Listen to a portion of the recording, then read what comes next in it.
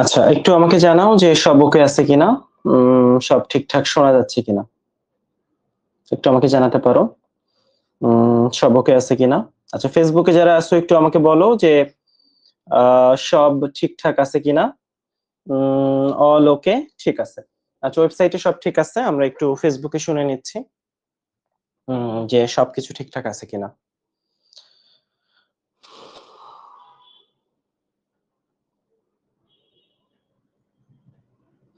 আমি একটু সবাইকে মেনশন করে দিই যে আমাদের ক্লাস শুরু হয়ে গেছে। আচ্ছা, ওয়ালাইকুম আসসালাম, আদাব। ঠিক আছে।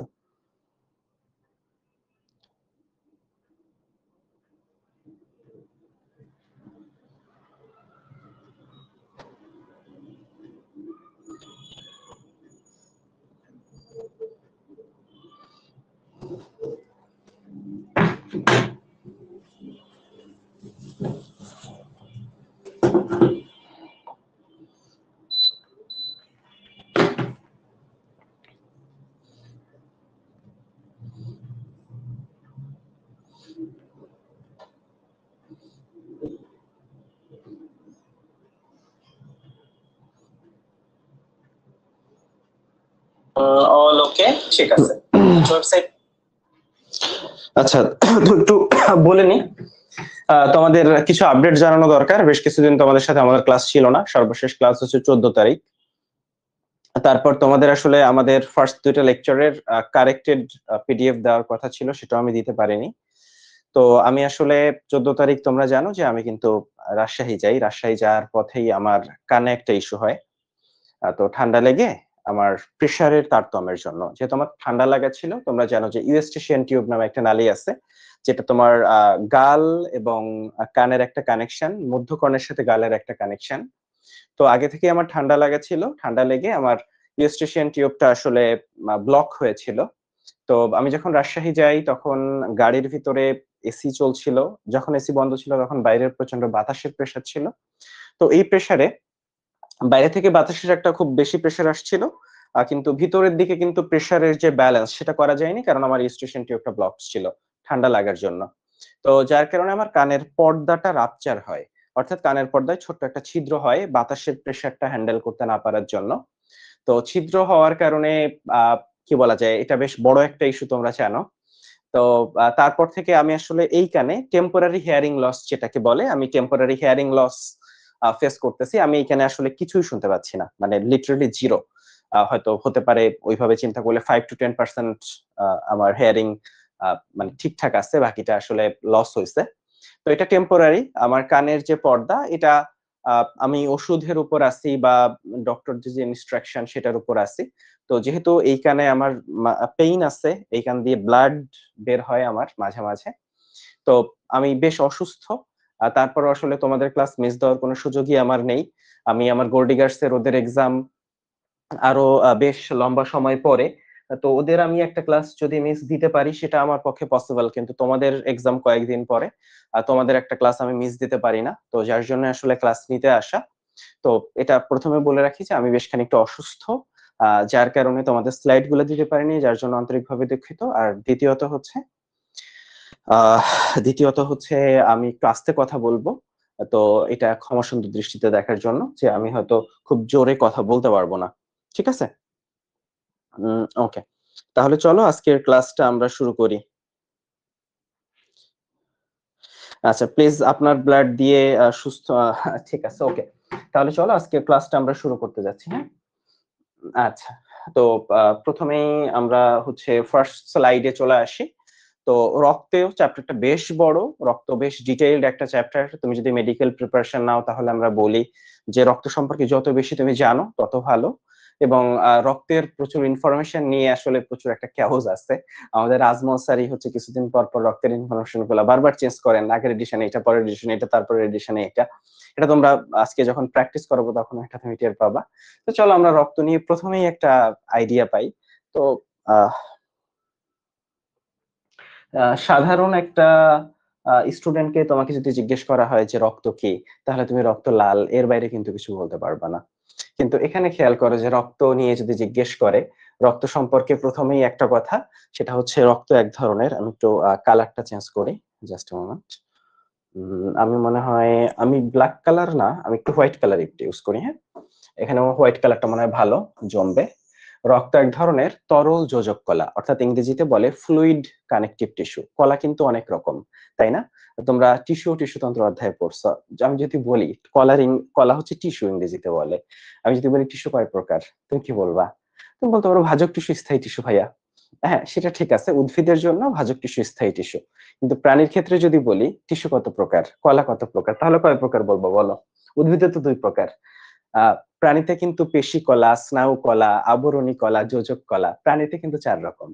তো এই যে কলা, এটা একটা কানেকটিভ টিস্যু, অর্থাৎ দেহের বিভিন্ন অঙ্গ এবং তন্ত্রের মধ্যে কানেকশন তৈরি করে হচ্ছে এই রক্ত। ফলে এটা একটা ফ্লুইড কানেকটিভ টিস্যু বা তরল যোজক কলা। একজন মানুষের দেহে 5 থেকে 6 লিটার ব্লাড আছে। কয় লিটার? 5 থেকে 6 লিটার। তোমার ওজনের 8%। যদিও এটা ভ্যারি করতে পারে, সব মানুষের ক্ষেত্রে তো একই রকম না, তবে এভারেজে ওজনের 8%। চলে আসো রক্তের যে পিএইচ, এটা এভারেজে ভ্যারি করে হচ্ছে, আমরা যদি এভারেজ বলি 7.40। তাহলে আমরা যদি 7.40 রক্তের পিএইচ বলি, এটা কি সামান্য অম্লীয় নাকি ক্ষারীয়? রক্ত হচ্ছে সামান্য ক্ষারীয়, 7-এর উপরে গেলে সেটা ক্ষারীয় হয়, 7-এর একটু নিচে আসলে সেটা অম্লীয় হয়। তাহলে রক্ত হচ্ছে সামান্য ক্ষারীয়। রক্তের পিএইচ এভারেজে 7.40, কিন্তু যদি রেঞ্জটা জিজ্ঞেস করো, সেটা আসলে 7.35 থেকে 7.45 এর মধ্যে। যদিও আমি যদি আরো স্পেসিফিক বলি, 7.35 যেটা, সেটা হচ্ছে শিরার রক্তের পিএইচ। আর 7.45 যেটা, সেটা হচ্ছে ধমনীর রক্তের পিএইচ। 7.35টা হচ্ছে শিরার রক্তের পিএইচ, আর 7.45টা ধমনীর রক্তের পিএইচ। রক্তের যে টেম্পারেচার, সেটা আসলে আমাদের বডি টেম্পারেচারই, কারণ আমাদের বডির টেম্পারেচার যা, রক্তের টেম্পারেচার তাই। ফলে আমাদের বডির টেম্পারেচারও যদি জিজ্ঞেস করে তোমাকে কেউ 36 থেকে 38 ডিগ্রি সেলসিয়াস, সেটা কিন্তু আমাদের রক্তের টেম্পারেচার যা, ঠিক সেম তাই। ঠিক আছে? এটা যদি তুমি এটা ডিগ্রি সেলসিয়াসে, ডিগ্রি ফারেনহাইটে আমাকে একটু বলতে পারবা যে আমাদের ডিগ্রি ফারেনহাইটে এটা হচ্ছে 98.4 ডিগ্রি ফারেনহাইট। এটা আমাদের বডি টেম্পারেচার 98.4 ডিগ্রি ফারেনহাইট। রক্তের আপেক্ষিক গুরুত্ব বলতে ঘনত্ব বোঝায়, অর্থাৎ পানির তুলনায় রক্ত সামান্য একটু ঘন। পানির ঘনত্ব 1, রক্তের ঘনত্ব হচ্ছে 1.065। রক্তের ঘনত্ব হচ্ছে 1.065। কি বললাম? রক্তের ঘনত্ব যেটা, সেটা হচ্ছে 1.065। ঠিক আছে? ওকে, এখন একটু চলে আসো, রক্ত সামান্য ক্ষারীয় আমরা জানি, এবং রক্ত কারা কারা টেস্ট করে দেখছো বলো তো? রক্ত আমরা ছোটকালে অনেকেই টেস্ট করে দেখছি। আমাদের ছোটকালে দুষ্টুমি করতে গিয়ে হাত পা কাটে নাই এমন মানুষ খুব কম মনে হয় আছে। কেউ কি আছো যে তোমার হাত পা কখনো কাটে নাই? তো হাত পা কেটে গেলে, আমি যখন গ্রামে ছিলাম, একটু দুষ্টু ছিলাম, বিশেষ করে মাঝে মাঝে ক্রিকেট খেলতাম, ফুটবল খেলতাম, খেলাধুলার উপর যেহেতু থাকতাম, প্রায় হাত কেটে যেত, পা কেটে যেত, খালি পায়ে ঘুরে বেড়াতাম পুরো এলাকা। তো খালি পায়ে ঘুরে বেড়ালে কি হয় বলতো? মানে পায়ে হচ্ছে তোমার বিভিন্ন সময় কাটা ফুটে, এইটা ফুটে, ওইটা ফুটে, গ্রামের রাস্তা তুমি বুঝো। তো তখন দেখা যেত যে আমাদের যে কাজিন-টাজিন আছে, হ্যাঁ? ছোট ভাই বোন, বড় ভাই বোন, চাচাতো ভাই বোন যারা, ওরা হচ্ছে একটু দূর্বাঘাস আছে, দূর্বাঘাস মুখ দিয়ে একটু চিবায়, ওখানে লাগায় দিত, ওটা ঠিক হয়ে যেত, তাই না? তাহলে এই যে রক্ত তখন ওই যে অনেক সময় হাত আঙুল কেটে গেলে মুখের মধ্যে নিয়ে চুষতাম, তাই না? তো রক্তের স্বাদ কিন্তু নোনতা। এটার জন্য কিন্তু অজৈব লবণ, এটা কিন্তু জৈব লবণ না, হ্যাঁ? জৈব না। তো অজৈব লবণের জন্য রক্তের স্বাদ হচ্ছে নোনতা। কি বললাম? অজৈব লবণের জন্য রক্তের স্বাদ হচ্ছে নোনতা। অজৈব লবণের জন্য রক্তের স্বাদ হচ্ছে নোনতা। আমরা হোপফুলি এটা বুঝতে পেরেছি। এখন রক্তে 2টা জিনিস আছে। কি কি বলতো? রক্তরস আর হচ্ছে রক্তকণিকা। তোমরা জানো যে একটা টেস্ট টিউব, এরকম একটা টেস্ট টিউবে তুমি যদি রক্ত নাও, তুমি এই যে সুন্দর করে একটা সিরিঞ্জ দিয়ে রক্ত নিলা, তাই না? লাল লাল রক্ত। এটা নিয়ে এখানে যদি রাখো, রেখে একটা টেস্ট টিউবকে, একটা সেন্ট্রিফিউগাল মেশিন আছে, একটা মেশিন, এটা খুব গুরুত্বপূর্ণ কিছু না। তো একটা মেশিনের উপর নিয়ে যদি তুমি ঘুরাও, এই মেশিনটা আসলে প্রতি মিনিটে প্রচন্ড বেগে ঘুরে, হ্যাঁ? তো ঘুরলে রক্ত আসলে 2টি স্তরে, লেয়ারে বিভক্ত হয়ে যায়। তোমরা জানো রক্ত 2টা লেয়ারে বিভক্ত হয়ে যায়। নিচের দিকে হচ্ছে লাল কালারের একটা লেয়ার পাওয়া যায়। নিচের দিকে কি কালারের লেয়ার পাওয়া যায়? এখানে হচ্ছে লাল কালারের 45%, এটা হচ্ছে রক্তরস, হ্যাঁ? আর উপরের দিকে হলুদ কালারের, হালকা হলুদ কালারের এটা হচ্ছে রক্তকণিকা। হ্যাঁ, এটা রক্তকণিকা। আর উপরেরটা হচ্ছে 55%। এটা কি বলো? রক্ত রস। ইংরেজিতে কি বলে? প্লাজমা বলে, তাই না? ইংরেজিতে বলে প্লাজমা বা রক্তরস। এটা হচ্ছে 55%। এবং এই যে রক্তরস, এটা নিয়ে আমরা পড়বো। আর রক্তরস নিয়ে অনেক বেশি আলোচনা আসলে এখানে নাই। রক্তকণিকা যেটা, এই রক্তকণিকার 44% কিন্তু আরবিসি। 44%ই হচ্ছে আরবিসি, বাকি 1% হচ্ছে ডাব্লিউবিসি এবং অনুচক্রিকা। এখানে বাকি যে 1% সেটা হচ্ছে ডাব্লিউবিসি বা অনুচক্রিকা। হ্যাঁ, আমি কালারটা চেঞ্জ করতেছি, আমরা আবারও সাদাতে ফেরত যাচ্ছি, কোনো সমস্যা নেই। হ্যাঁ, তো চলে আসো, আমরা নেক্সট পেজে চলে আসি। তো রক্তে কি আছে আমরা জানি যে রক্তে আসলে এটা আসলে মানে কি বলা যায়, অনেক জটিল কিছু না। খুব সিম্পলি যদি আমি একটু বলি, দেখো রক্তে আসলে দুইটা জিনিস আছে, রক্তরস আর একটা আছে রক্ত কণিকা। রক্তরস হচ্ছে 55%, রক্তকণিকা হচ্ছে 45%। আচ্ছা, তো এই যে রক্তরস, এই রক্তরসে দুইটা জিনিস আছে। কি কি আছে বলতো? রক্তরসে পানি আছে কত পার্সেন্ট? 90 থেকে 92%ই রক্তরসের হচ্ছে পানি। আর বাকিটা হচ্ছে বিভিন্ন কঠিন পদার্থ। তাহলে আমরা কঠিন পদার্থ কত পার্সেন্ট? 8 থেকে 10% এরকম বলতে পারি। এই কঠিন পদার্থেরও আবার দুইটা ভাগ আছে, জৈব আর অজৈব। কঠিন পদার্থেরও আবার দুইটা ভাগ আছে। কি কি আছে? জৈব আর অজৈব। তো আমাদের গুরুত্বপূর্ণ হচ্ছে এই যে জৈব যারা আছে তার ভিতর দুইটা। জৈবর মধ্যে প্লাজমা প্রোটিন গুলা জানতে হয়, আর হচ্ছে প্লাজমা প্রোটিন গুলা কি কি সেটা জানতে হয়। আর নাইট্রোজেন ঘটিত রেচন পদার্থ যারা সেটা একটু জানতে হয়। তাহলে এখানে দুটা জিনিস জানতে হচ্ছে জৈবর মধ্যে।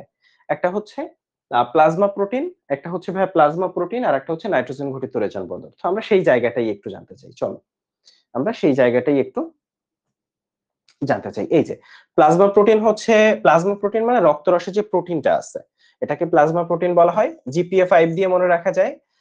তো তোমরা অনেকেই হচ্ছে জিপিএ 5 পেয়েছো, অনেকের ক্ষেত্রে হয়তো মিস গেছে।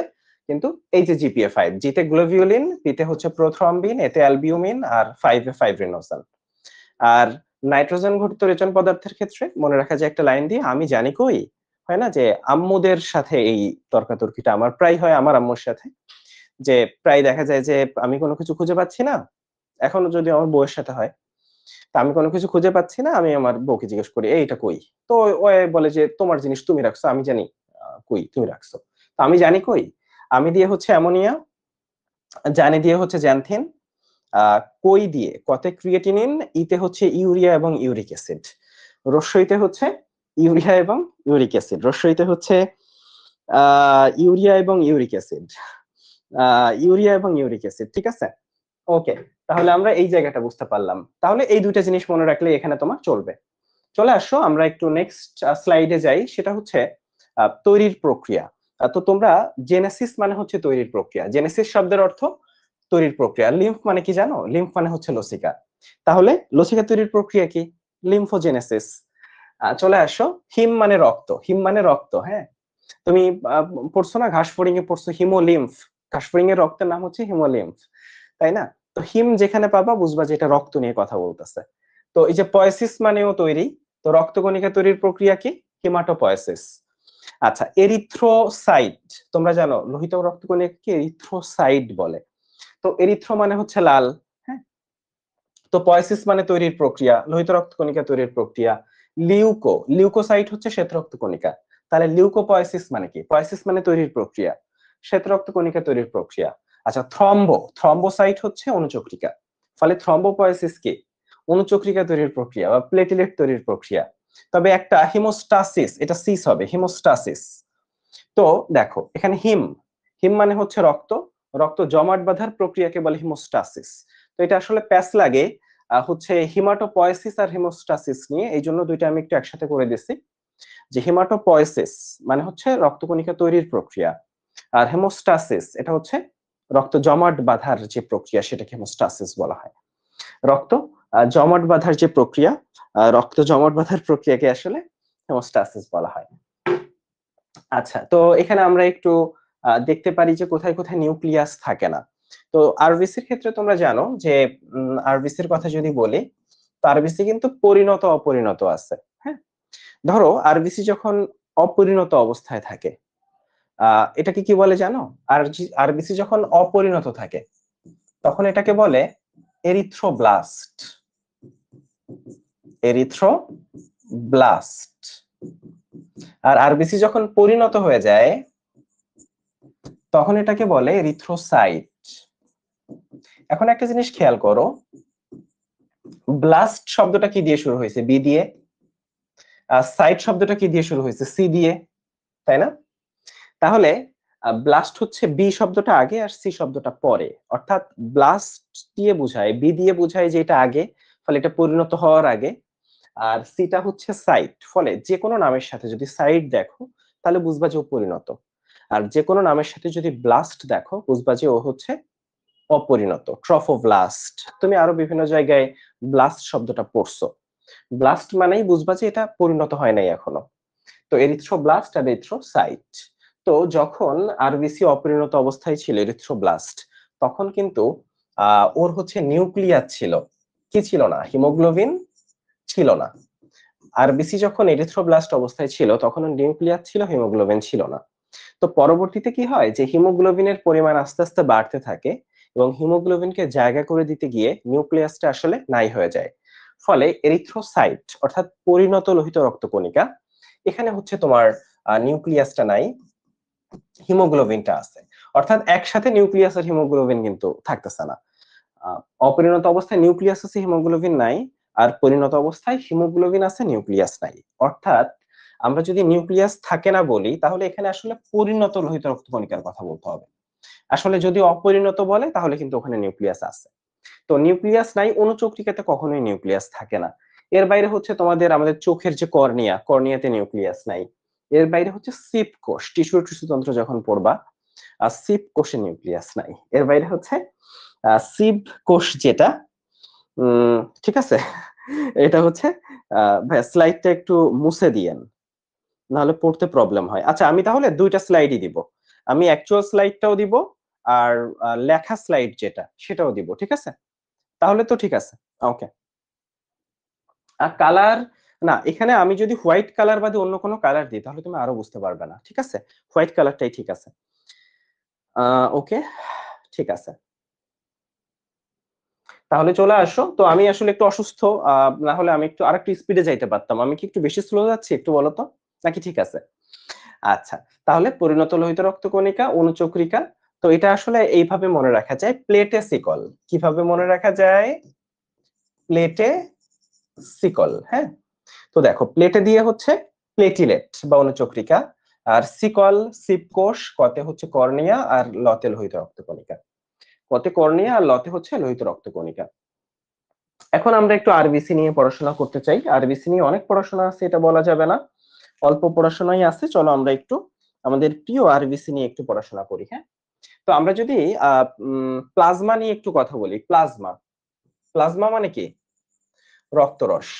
তো প্লাজমার সবচেয়ে ইম্পর্টেন্ট ব্যাপারটা কি জানো? প্লাজমা হচ্ছে কার্বন ডাই অক্সাইডটা পরিবহন করে। এই যে আরবিসি, ও আসলে অক্সিজেন পরিবহন করে। কি পরিবহন করে? অক্সিজেন।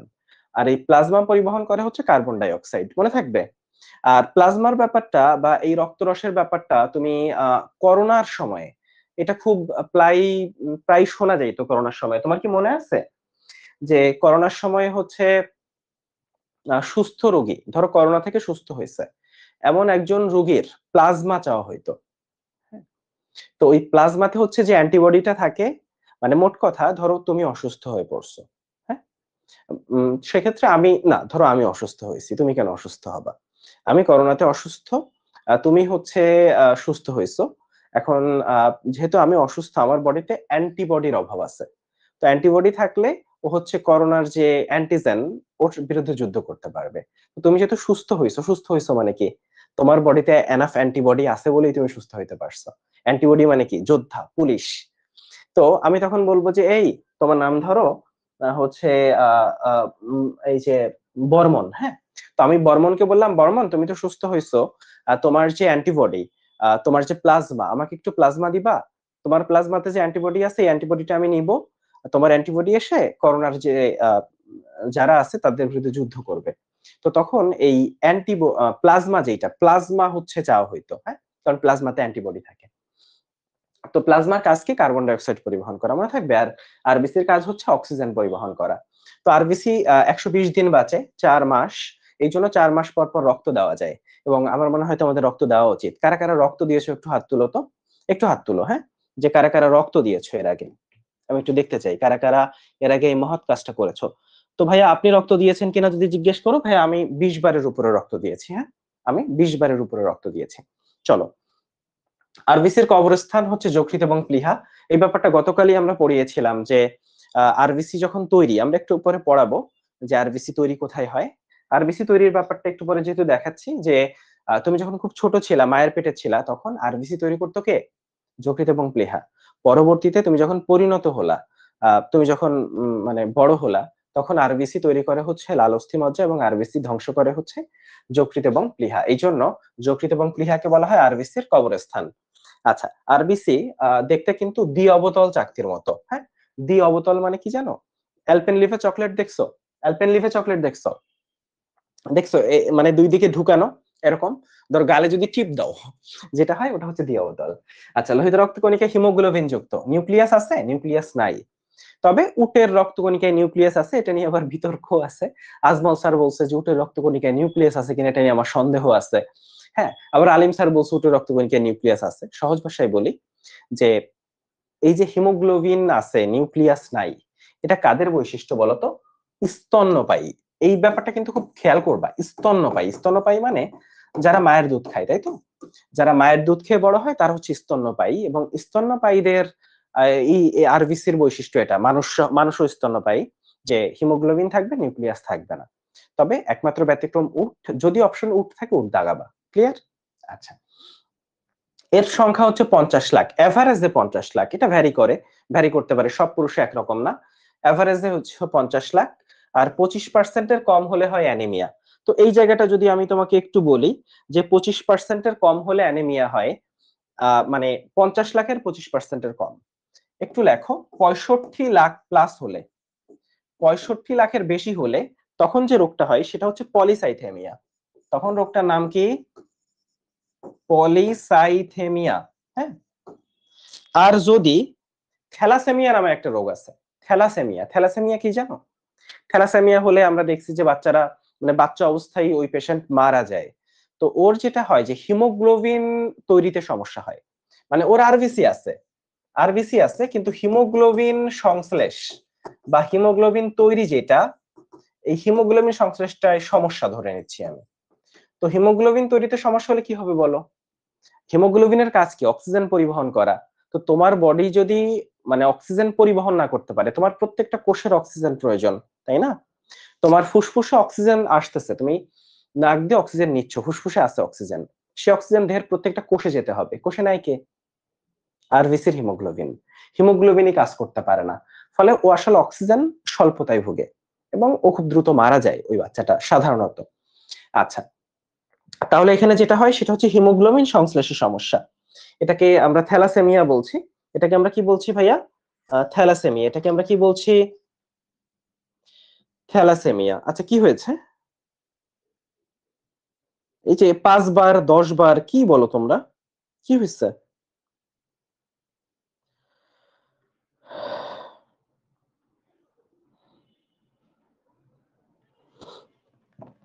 আচ্ছা,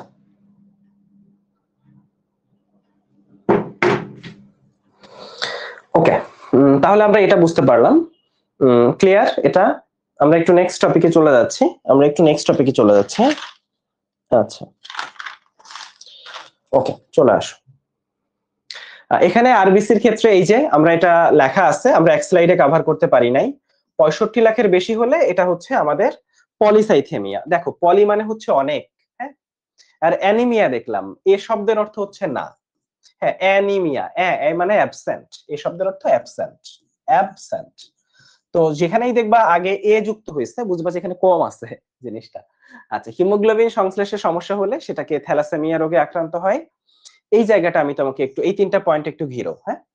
তো ধরো 3 সপ্তাহ পর্যন্ত আরবিসি তৈরি হয় কুসুমথলি থেকে। 3 সপ্তাহ পর্যন্ত আরবিসি কোথা থেকে তৈরি হয় বলো তো আমাকে ভাইয়া? 3 সপ্তাহ পর্যন্ত আরবিসি তৈরি হয় কুসুমথলি থেকে। 3 সপ্তাহ পর্যন্ত কুসুমথলি থেকে। আচ্ছা, তো 3 সপ্তাহের পরে 6 মাস পর্যন্ত, 6 মাস, হ্যাঁ। তো যকৃৎ থেকে লোহিত রক্ত কণিকা হয় হচ্ছে 6 মাস পর্যন্ত। 6 মাস পর্যন্ত, 6 মাস পর্যন্ত হচ্ছে যকৃৎ থেকে বা প্লীহা থেকে আরবিসিটা তৈরি হয়। আর প্রাপ্তবয়স্ক অর্থাৎ ভূমিষ্ঠ হওয়ার পর থেকে বাকি সময় লাল অস্থিমজ্জা থেকে আরবিসি তৈরি হয়। লাল অস্থিমজ্জা থেকে তৈরি হয়। এখানে একটা শব্দ আছে, বৃক্কে এরিথ্রোপয়েটিন তৈরি হয়। কি তৈরি হয়?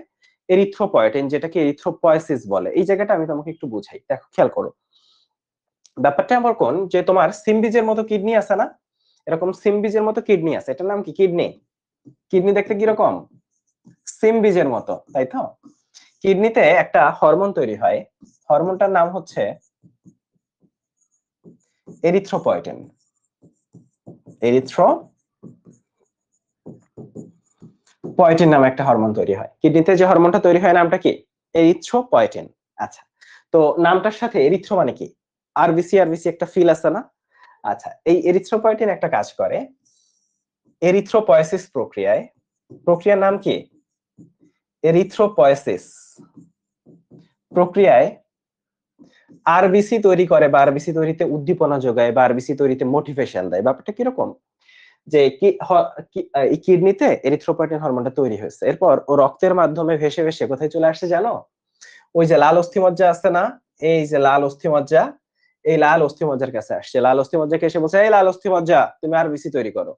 তখন এই লাল অস্থিমজ্জা আরবিসি তৈরি করে। আরবিসি তৈরির প্রক্রিয়া কি? এরিথ্রোপয়েসিস। এরিথ্রোপয়েসিস কে করে? Erythropoietin hormone. ঠিক আছে। এখন কোনো কারণে ধরো তোমার কিডনি ঠিকঠাক ফাংশন করতেছে না, তাই না?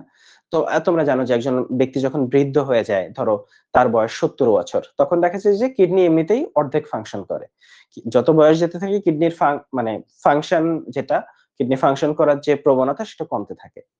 ফলে কিডনি যখন বা যে কোনো কারণেই তোমার কিডনি ঠিকঠাক ফাংশন না করতে পারে, কিডনি ফাংশন না করলে কি হবে বলতো? এরিথ্রোপয়েটিন হরমোনটা তৈরি হবে না। তখন মজার ব্যাপার, তোমার কিডনি এরিথ্রোপয়েটিন হরমোন তৈরি করতেছে না, যার কারণে তোমার হচ্ছে আরবিসি তৈরি হবে না। তোমার আরবিসি তৈরি হবে না, ফলে তুমি কিসে ভুগবে বলতো? এনিমিয়া। তাহলে জিনিসটা বুঝছো যে ডাক্তাররা আসলে কিভাবে ব্যাপারটা কানেক্ট করে, যে তোমার রক্ত কম, রক্ত স্বল্পতায় ভুগতেছো, কিন্তু এর কারণ হচ্ছে তোমার কিডনি নষ্ট হয়ে গেছে। বুঝছো? তো এই যে কিডনি এরিথ্রোপয়েটিন নামে একটা হরমোন তৈরি করে, যেটা এরিথ্রোপয়েসিস প্রক্রিয়ায় আরবিসি যে তৈরির যে প্রক্রিয়া, সেটাকে হেল্প করে। তো যদি কিডনি নষ্ট হয়ে যায় তাহলে সে রক্ত শূন্যতায় ভোগে। যদি কারো কিডনি নষ্ট হয়ে যায়,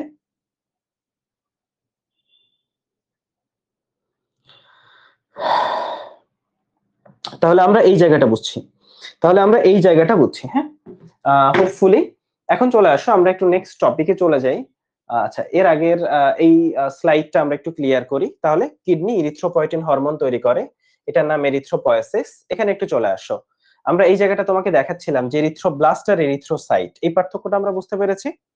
আমরা পেরেছি। ওকে, এরপরে চলে আসো, আমরা নেক্সট টপিকে চলে আসবো, আমাদের আরবিসির কাজ। আরবিসির কাজটা কি বলতো? আরবিসির প্রথম কাজ হচ্ছে অক্সিজেন পরিবহন, খুবই ইম্পর্ট্যান্ট। আরবিসির মেইন কাজ হচ্ছে অক্সিজেন পরিবহন। আরবিসির প্রথম কাজ অক্সিজেন পরিবহন, এইটা কোনোভাবে ভুল করা যাবে না, ঠিক আছে? আচ্ছা, 2 নাম্বার, তাহলে আমাদের প্লাজমা হচ্ছে কার্বন ডাই অক্সাইড পরিবহন করে। এর বাইরে আরবিসি চমৎকার কিছু কাজ করে, যেমন তোমার যে একটা আরবিসি আছে, আরবিসির এই যে প্লাজমা ঝিল্লি, প্লাজমা ঝিল্লিতে একটা অ্যান্টিজেন আছে। সেই অ্যান্টিজেনটা ডিফাইন করে তোমার রক্তের গ্রুপ কি হবে। ধরো আমার রক্তের গ্রুপ এবি, তাহলে তুমি কি জানো আমার আরবিসির প্লাজমা ঝিল্লিতে কি অ্যান্টিজেন আছে? আমার আরবিসির প্লাজমা ঝিল্লিতে এ আর বি দুটো অ্যান্টিজেন আছে, তাই আমার রক্তের গ্রুপ এবি।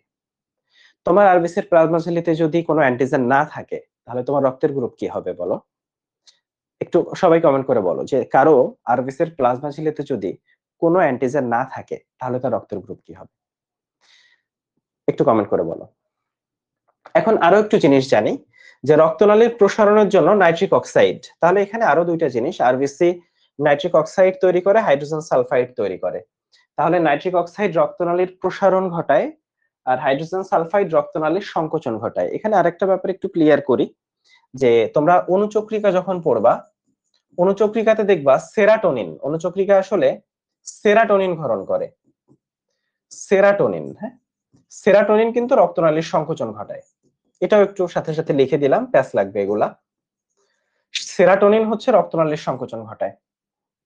তাহলে অনুচক্রিকা থেকে ক্ষরিত হয় সেরাটোনিন, যেটা রক্তনালীর সংকোচন ঘটায়। ঠিক আছে, নাইট্রিক অক্সাইড রক্তনালীর প্রসারণ ঘটায়, আর হাইড্রোজেন সালফাইড রক্তনালীর সংকোচন ঘটায়। নাইট্রিক অক্সাইড রক্তনালীর প্রসারণ ঘটায়, হাইড্রোজেন সালফাইড হচ্ছে রক্তনালীর সংকোচন ঘটায়। হ্যাঁ, তার রক্তের গ্রুপ হচ্ছে ও। হ্যাঁ, তার রক্তের গ্রুপ কি বললাম? রক্তের গ্রুপ হচ্ছে ও। আচ্ছা, ঠিক আছে, তাহলে হোপফুলি আমরা এটা বুঝতে পেরেছি। আমরা নেক্সট টপিকে চলে যাচ্ছি। হ্যাঁ, চলে আসো, আমরা একটু হিমোগ্লোবিন নিয়ে পড়াশোনা করি। আরবিসি তে কি আছে? হিমোগ্লোবিন আছে। হিমকে ভাঙলে কি পাওয়া যায় বলতো? হিমকে ভাঙলে পাওয়া যায় হচ্ছে মানে হিমোগ্লোবিনকে ভাঙলে পাওয়া যায় হিম আর গ্লোবিন, তাই তো? তো চলো, হিমোগ্লোবিন, আরবিসি তে হিমোগ্লোবিন হচ্ছে 33%। আরবিসি তে হিমোগ্লোবিন কত পার্সেন্ট? 33%। কিন্তু যদি বলো যে আরবিসি তে যতটুকু সলিড আছে, কঠিন পদার্থ আছে, তার 90%, তাহলে আরবিসি তে হিমোগ্লোবিন 33, কিন্তু আরবিসির সলিডের মধ্যে হিমোগ্লোবিন 90%। আচ্ছা, হিমোগ্লোবিনের কাজ কি? অক্সিজেন পরিবহন করে। তাহলে খেয়াল করো ভাইয়া, হিমোগ্লোবিন কোথায় থাকে? আরবিসিতে। তাহলে আরবিসির কাজ কি? অক্সিজেন পরিবহন করা। আচ্ছা, তাহলে 100 ml রক্তে হিমোগ্লোবিন 16 গ্রাম। 100 ml রক্তে হিমোগ্লোবিন কত গ্রাম ভাইয়া? 16 গ্রাম। এখন হিমোগ্লোবিনে কি আছে ভাইয়া? হিমোগ্লোবিনে আছে হচ্ছে হিম প্লাস গ্লোবিন, তাই তো? গ্লোবিন কিন্তু একটা সরল প্রোটিন, ফলে গ্লোবিন হচ্ছে একটা সরল প্রোটিন। ওকে, আচ্ছা, আর হিম কি? হিম হচ্ছে একটা রঞ্জক। হিম হচ্ছে একটা রঞ্জক। এই যে হিমের ভিতর থাকে হচ্ছে লৌহ ধারণকারী রঞ্জক, হিমের ভিতর থাকে হচ্ছে আয়রন। তাহলে হিমের ভিতর থাকে আয়রন আর বিলিরুবিন, বিলিভার্ডিন, এগুলা। হ্যাঁ, আচ্ছা, তাইলে হিমোগ্লোবিনের 4টা চেইনের সাথে, হিমোগ্লোবিনের 4টা চেইনের সাথে পলিপেপটাইড চেইন, একটা হিম গ্রুপ যুক্ত থাকে, একটা হিম গ্রুপ যুক্ত থাকে। আর রক্তের রং লাল হয় কেন? ধরো হিমের জন্য রক্তের রং লাল হয়। তাহলে ব্যাপারটা এরকম যে হিমের জন্য, আচ্ছা, হিম কোথায় থাকে? হিমোগ্লোবিনে, ফলে হিমোগ্লোবিনের জন্য রক্তের রং লাল হয়। হিমোগ্লোবিন কোথায় থাকে? আরবিসি তে, ফলে আরবিসির জন্য রক্তের রং লাল হয়। প্রত্যেকটা জিনিস ট্রু। হিম, হিমোগ্লোবিন, আরবিসি, এদের জন্য রক্তের রং লাল হয়। হিমোগ্লোবিনের 4টা চেইনের সাথে একটা হিম গ্রুপ যুক্ত থাকে। হিমোগ্লোবিনের 4টা চেইনের সাথে একটা হিম গ্রুপ যুক্ত থাকে, একটা হিম গ্রুপ যুক্ত থাকে। বুঝা গেল?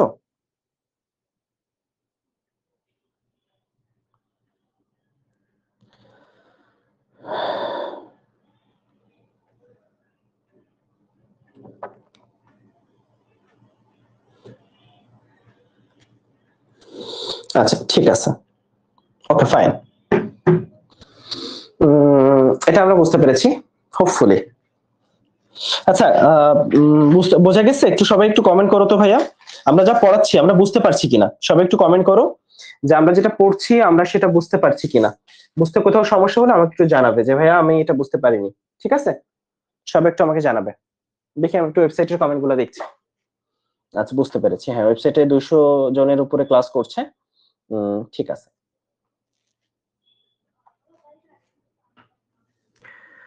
স্পিড লাগবে। হ্যাঁ, স্পিড লাগবে, আমি জানি। কি করা যায় বলো তো? স্পিড আসলে দরকার। স্পিড আসলে দরকার। ঠিক আছে। হ্যাঁ, আমি আসলে কম চিল্লাইতে পারতেছি, অসুস্থ, এই জন্য হয়তো মরা ক্লাস লাগতেছে।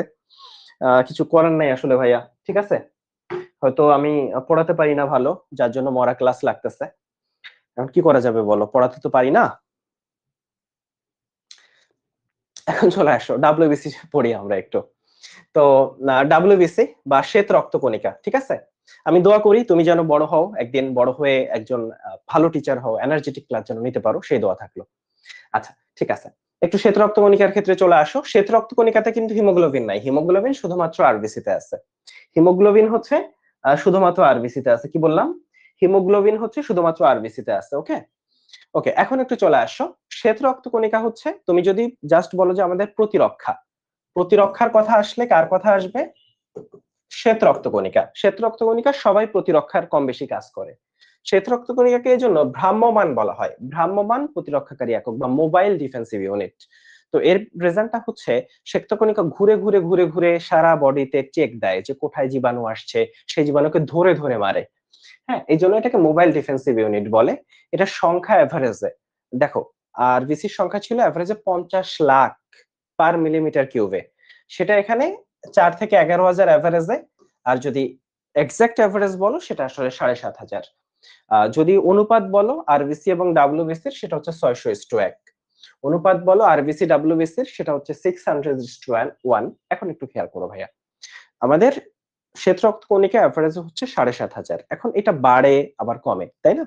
কোনো কারণে তুমি অসুস্থ হলে শ্বেত রক্তকণিকা বাড়তে পারে, কমতে পারে, আবার কখনো কখনো অস্বাভাবিক ভাবে বেড়ে যেতে পারে। যদি শ্বেত রক্তকণিকার সংখ্যা বেড়ে যায় সেটাকে লিউকোসাইটোসিস বলে, যদি কমে যায় লিউকোপেনিয়া বলে। মনে রাখবা, পেনিয়া শব্দের অর্থ কমে যাওয়া। আচ্ছা, আর যদি অস্বাভাবিকভাবে বেড়ে যায় সেটাকে লিউকেমিয়া বলে। তো এই শব্দটার সাথে তোমরা কারা কারা পরিচিত আমি জানি না। লিউকেমিয়া, খেয়াল করো, একটা শব্দ হচ্ছে লিউকোপেনিয়া, একটা হচ্ছে লিউকেমিয়া। লিউকোপেনিয়াতে ডাব্লিউবিসি কমে যায়, আর লিউকেমিয়াতে এটাকে ব্লাড ক্যান্সার বলে। এক্ষেত্রে শ্বেত রক্তকণিকার সংখ্যা অস্বাভাবিকভাবে বেড়ে যায়, কিন্তু যে শ্বেত রক্তকণিকা গুলা সেগুলো আসলে ফাংশনাল না, সেই রক্তকণিকা গুলা কোনো হেল্প আসলে করতে পারে না। ব্যাপারটা এরকম হয় যে যখন ব্লাড ক্যান্সার, তখন তোমার ক্যান্সার সৃষ্টিকারী যেসব এলিমেন্ট আছে, উপাদান আছে, তারা যখন তোমার বডিতে প্রবেশ করে এদেরকে ধ্বংস করার জন্য প্রচুর পরিমাণ, মানে বডির ক্যাপাসিটি নাই ওই পরিমাণ ডাব্লিউবিসি তৈরি করার, কিন্তু বডি তৈরি করে বা তৈরি করতে চায়। তখন দেখা যায় যে প্রচুর ইম্যাচিউর ডাব্লিউবিসি তৈরি করে ফেলছে, যেগুলো আসলে কোনো হেল্প করে না। ফলে লিউকেমিয়া বা ব্লাড ক্যান্সারের ক্ষেত্রে অস্বাভাবিকভাবে শ্বেত রক্তকণিকা বেড়ে যায়, কিন্তু এক্ষেত্রে কোনো হেল্প হয় না। ফলে ডাব্লিউবিসির ক্ষেত্রে তুমি শব্দগুলা পাচ্ছ লিউকোসাইটোসিস, লিউকোপেনিয়া, লিউকেমিয়া। লিউকোসাইটোসিসে ডাব্লিউবিসি বেড়ে যায়, লিউকেমিয়া বা ব্লাড ক্যান্সারের ক্ষেত্রে ডাব্লিউবিসি অস্বাভাবিকভাবে বেড়ে যায়। আর লিউকোপেনিয়া, এই যে শব্দটা লিউকোপেনিয়া, এক্ষেত্রে হচ্ছে ডাব্লিউবিসি কমে যায়। এক্ষেত্রে ডাব্লিউবিসি হচ্ছে কমে যায়, কি বললাম, এক্ষেত্রে হচ্ছে ডাব্লিউবিসি কমে যায়, ঠিক আছে? এক্ষেত্রে হচ্ছে ডাব্লিউবিসি কমে যায়, এক্ষেত্রে হচ্ছে ডাব্লিউবিসি কমে যায়। আমরা কি বুঝতে পেরেছি? ওকে, আমরা এটা বুঝতে পেরেছি। এখন চলে আসো আমরা নেক্সট ক্লাস, নেক্সটে চলে যাচ্ছি। আমাদের শ্বেত রক্তকণিকা কিন্তু দুই রকম, একটা হচ্ছে দানাদার। তো দানাদার যারা, তাদের নামের সাথে ফিল আছে, হ্যাঁ, ফিল করা যায়। ধরো কোনো কিছু দানা, বালির যে কোনো কিছু দানা, দানাদার কোনো কিছু ফিল করতে পারো, তাই না? মুঠোর ভিতর দানা নিলে ফিল করা যায়, তাই না? তাহলে দানাদার যারা, তাদের নামের সাথে ফিল আছে। তো এখানে নিউট্রোফিল আছে, ইওসিনোফিল আছে, বেসোফিল আছে। তো একটু খন্ডের কথা বলি। এই দানাদার যারা, তাদের খন্ড আছে। তো নিউট্রোফিল 2 থেকে 5টা খণ্ডে, ইওসিনোফিল আর বেসোফিল 2টা করে খণ্ড। ওকে, এখন আসো নিউট্রাল। নিউট্রাল মানে কি? ও আসলে এ পক্ষেও না ও পক্ষেও না, আওয়ামলীগও না বিএনপিও না, মানে ও আসলে বর্ণহীন। আর ইওসিনোফিল ও আসলে লাল বর্ণ। আর বেসোফিল, বেস মানে হচ্ছে ক্ষার, বেস মানেই ক্ষার, তো ও আসলে নীল বর্ণের। হ্যাঁ, আচ্ছা চলে আসো। নিউট্রোফিল যেটা, নিউট্রোফিল আসলে ফ্যাগোসাইটোসিস করে। আসলে ফ্যাগোসাইটোসিস কারা করে জানো? মামনি ফ্যাগোসাইটোসিস করে। মামনি মানে কি বলতো? বলো, মামনি মানে কি? মতে হচ্ছে মনোসাইট, মতে হচ্ছে মনোসাইট। এই মনোসাইট গুলা বড় হলে, মানে মনোসাইট গুলা কয়েক গুণ বড় হলে তাদেরকে ম্যাক্রোফেজ বলে। ফলে মনোসাইট আর ম্যাক্রোফেজ আসলে একই জিনিস। ম্যাক্রোফেজ বলে, আর নিতে নিউট্রোফিল, নিতে হচ্ছে নিউট্রোফিল। তাহলে এই তিনজন হচ্ছে ফ্যাগোসাইটোসিসের সাথে জড়িত, জীবাণুকে ধরে খেয়ে ফেলে আর অ্যামিবার্ড চলনে সক্ষম। আর এখানে আরো একটা শব্দ আছে, সেটা হচ্ছে মাইক্রোফাজ। এটা মানে কি জানো?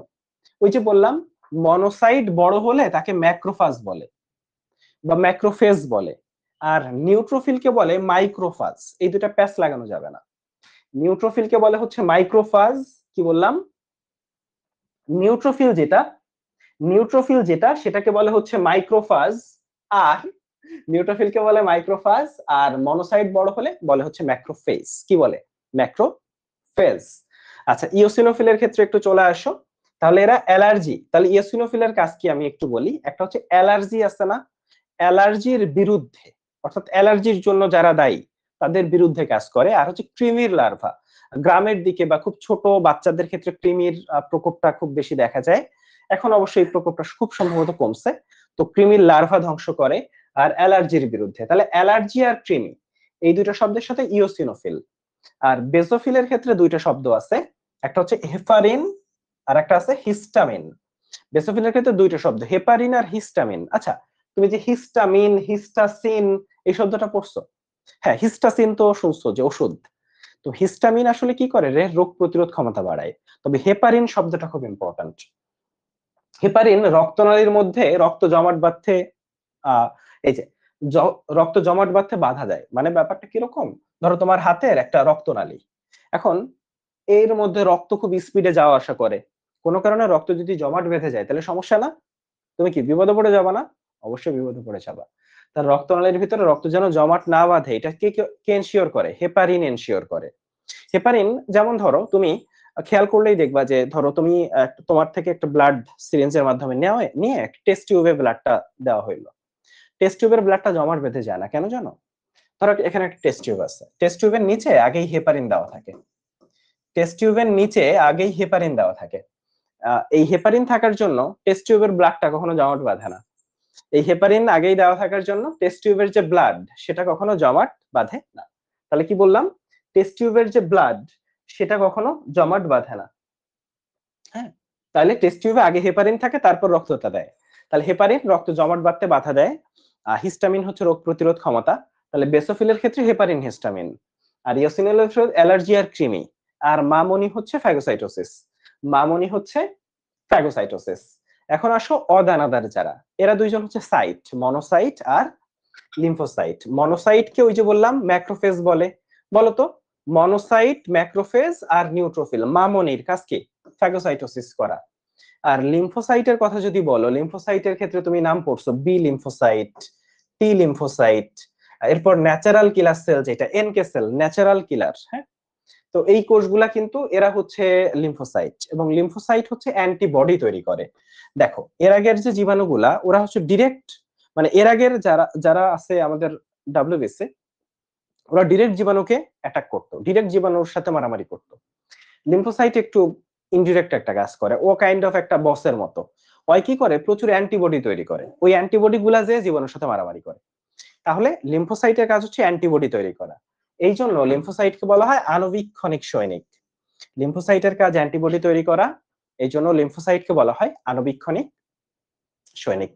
লিম্ফোসাইটের কাজ অ্যান্টিবডি তৈরি করা, এই জন্য লিম্ফোসাইটকে বলা হয় আণবিক সৈনিক। আচ্ছা, তোমরা যারা ক্লাসে আসছো তোমরা একটা কাজ করতে পারো, আমাদের যে ফেসবুক ক্লাসে যারা ক্লাস করতেছো একটু ভিডিওতে একটা লাভ রিয়াক্ট দিতে পারো বা যে কোনো একটা রিয়াক্ট দিতে পারো। এক্ষেত্রে যেটা হয় যে বাকি যারা আছে তাদের কাছে নোটিফিকেশনটা পৌঁছায় যায়। হ্যাঁ, তাহলে সবাই একটু এই ভিডিওতে একটা রিয়াক্ট দিয়ে দাও, মানে একেবারে কোনায় ওই যে লাভ মারে ওইটা না, ওইটা না, মানে মেইন ভিডিওতে একটা রিয়াক্ট দাও সবাই। হ্যাঁ, এক্ষেত্রে বাকি যারা আছে তাদের কাছে ভিডিওটা পৌঁছায়। কোনারটা না পাগল। আচ্ছা, ঠিক আছে, এখন অণুচক্রিকার ক্ষেত্রে চলে আসছি। আমরা একটু অণুচক্রিকা দেখতে চাই। অণুচক্রিকা হচ্ছে ক্ষুদ্রতম, এবং অণুচক্রিকাতে লাইফের কখনোই নিউক্লিয়াস থাকে না। আচ্ছা, অণুচক্রিকা অস্থিমজ্জার বড় মেগা ক্যারিওসাইট কোষ থেকে, মানে মেগা ক্যারিওসাইট মানে কোষটা অনেক বড়। হ্যাঁ, এই একটা কোষ থেকে এরকম বড় একটা কোষ, কিন্তু প্রচুর ছোট ছোট ছোট ছোট অণুচক্রিকা তৈরি হয়। হ্যাঁ, আচ্ছা, তো অণুচক্রিকার কাজ হচ্ছে রক্ত জমাট বাঁধার ক্ষেত্রে হেল্প করা। মাত্র 5 থেকে 9 দিন বাঁচে। ব্লাড ক্লটিং ফ্যাক্টর, অর্থাৎ রক্ত জমাট বাঁধার জন্য যে ক্লটিং ফ্যাক্টর গুলা রয়েছে সেই ক্লটিং ফ্যাক্টর গুলা ক্ষরণ করে হচ্ছে অণুচক্রিকা। তো এর সংখ্যা প্রতি মিলিমিটার কিউবে কিন্তু ভালোই। আমাদের আরবিসি ছিল 50 লাখ, এর সংখ্যা 1.5 থেকে 4 লাখ। আর ডাব্লিউবিসি খুবই কম, মাত্র মাত্র হচ্ছে 7,500। আচ্ছা, তো সেফালিন নামক ফসফোলিপিড ক্ষরণ করে। অণুচক্রিকা যে কাজটা করে সেটা হচ্ছে সেফালিন নামক ফসফোলিপিড ক্ষরণ করে। সেফালিন কি করে? সেফালিন নামক ফসফোলিপিড ক্ষরণ করে। আর সেরাটোনিন ক্ষরণ করে, যেটা আসলে রক্তনালীর সংকোচন করে। রক্তনালীর সংকোচন করে কিভাবে? সেরাটোনিন ক্ষরণ করে রক্তনালীর সংকোচন করে, মানে রক্তনালীর সংকোচন করে এই সাইডে চলে আসবে। হ্যাঁ, সেরাটোনিন ক্ষরণ করে রক্তনালীর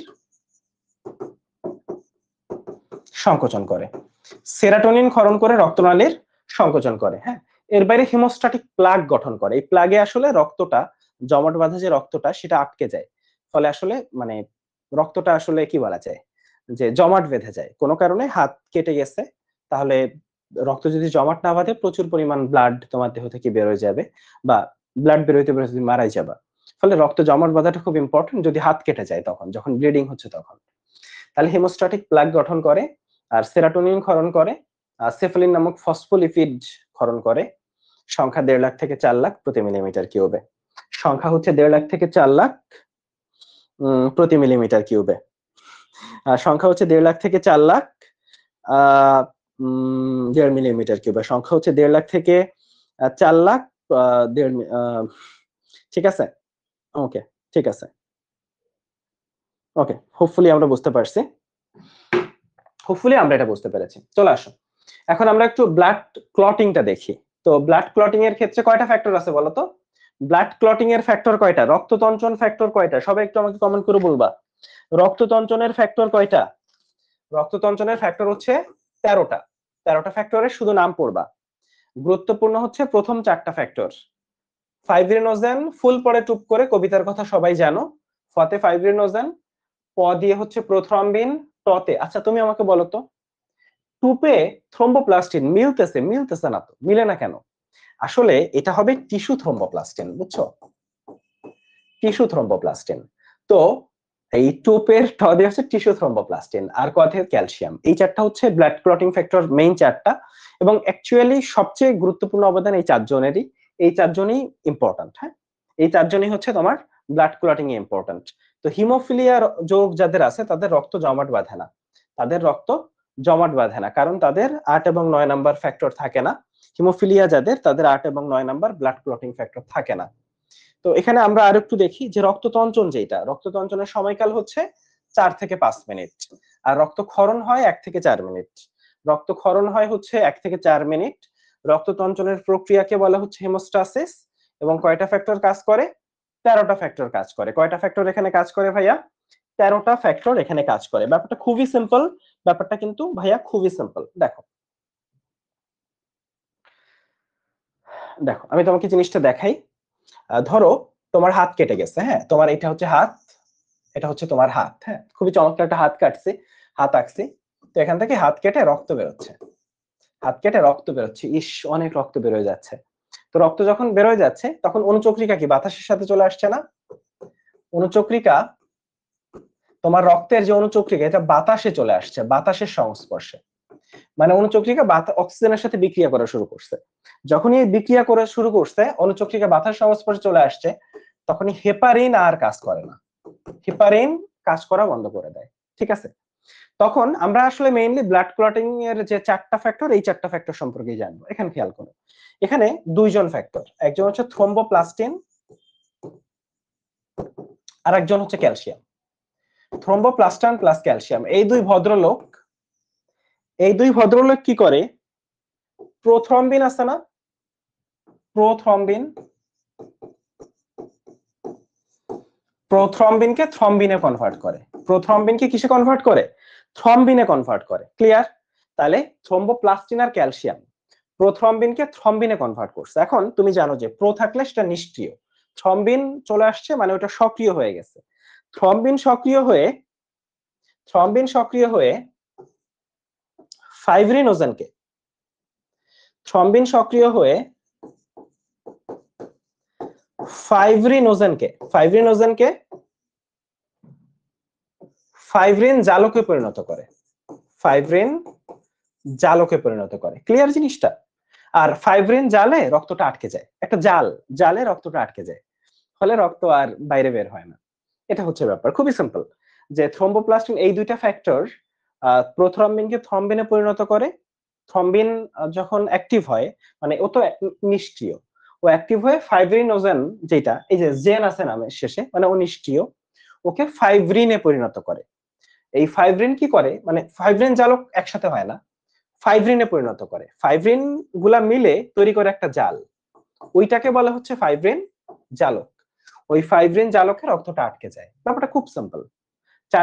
এই দুইটা ফ্যাক্টর মিলে থ্রম্বিন অ্যাক্টিভ হচ্ছে, থ্রম্বিন ফাইব্রিনোজেনকে ফাইব্রিনে কনভার্ট করতেছে, ফাইব্রিন একটা জাল বানাচ্ছে, সেই জালে রক্তটা আটকে যাচ্ছে। এই আচ্ছা, তো সিরামের ক্ষেত্রে চলে আসো। তোমরা খেয়াল করছো যে রক্ত যখন জমাট বেঁধে যায়, ধরো হাত কেটে গেছিল, হাত কেটে যাওয়ার পর রক্ত জমাট বেঁধে গেছে, ওখানে একটু পানি পানি হয়ে যায়, চাপ দিলে একটু পানি পানি বেরোয় না? ওই পানি পানি অংশটাই হচ্ছে সিরাম, পানি পানি অংশটাই সিরাম। তো দেখো আমাদের রক্তে কিন্তু ব্লাড ক্লটিং ফ্যাক্টর গুলা থাকে অনুচক্রিকাতে, কিন্তু সিরামে এই 4টা ফ্যাক্টর থাকে না, সিরামে এই 4টা ফ্যাক্টর থাকে না। এখন আমরা লসিকার কথা একটু বলি। তো লসিকার রক্তের ডিফারেন্স কি? লসিকার রক্তের ডিফারেন্স হচ্ছে রক্ত দেহের সব জায়গায় পৌঁছাইতে পারে না, যে জায়গাগুলোতে রক্ত পৌঁছাতে পারে না সেই জায়গাগুলোতে পৌঁছায় হচ্ছে লসিকা। 2 নাম্বার, লসিকা জিনিসটা কি, কই থেকে আসছে? দেখো, তোমাকে একটা বেসিক জিনিস বুঝাই। ধরো এটা একটা শিরা, এটা কি একটা শিরা, সরি এটা একটা ধমনী, হার্ট থেকে আসে একটা ধমনী। তো এটা একটা আর্টারি, আর্টারি বা ধমনী। আর্টারির ভাগগুলা কি তুমি জানো এটা, তাই না? আর্টারির ভাগগুলা কি বলো? আর্টারিওল, আর্টারিওল, এটা হচ্ছে আর্টারির ভাগ, আর্টারিওল।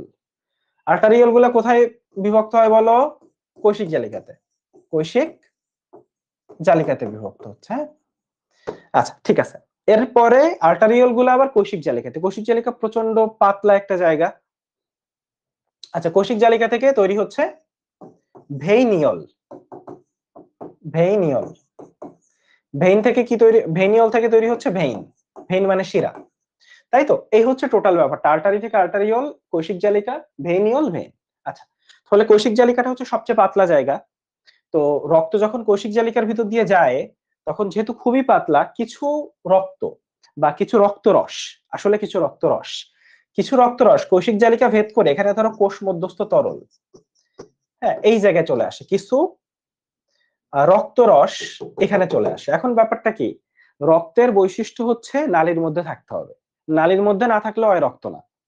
ফলে 10% রক্তরস, 10% রক্তরস কৈশিক জালিকা ভেদ করে যখনই কোষ মধ্যস্থ তরলে চলে আসলো, সেই 10% রক্তরসের নাম কি তখন বলো? লসিকা।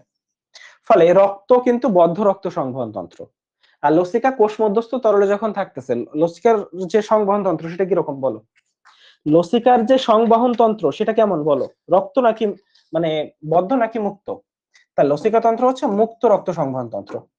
লসিকা তন্ত্র কিরকম ভাইয়া? মুক্ত রক্ত। লসিকা তন্ত্রকে বলা হয় মানুষের দ্বিতীয় সংবহন তন্ত্র, মানে যেখানে রক্ত পৌঁছাইতে পারে না সেখানে লসিকা পৌঁছায়।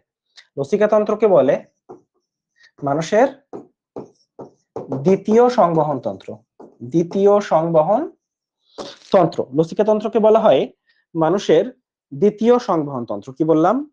লসিকা তন্ত্রকে বলা হয় মানুষের দ্বিতীয় সংবহন তন্ত্র। হোপফুলি আমরা এটা বুঝতে পারছি, ঠিক আছে? আচ্ছা একটা সেকেন্ড, হ্যাঁ, ওকে ঠিক আছে।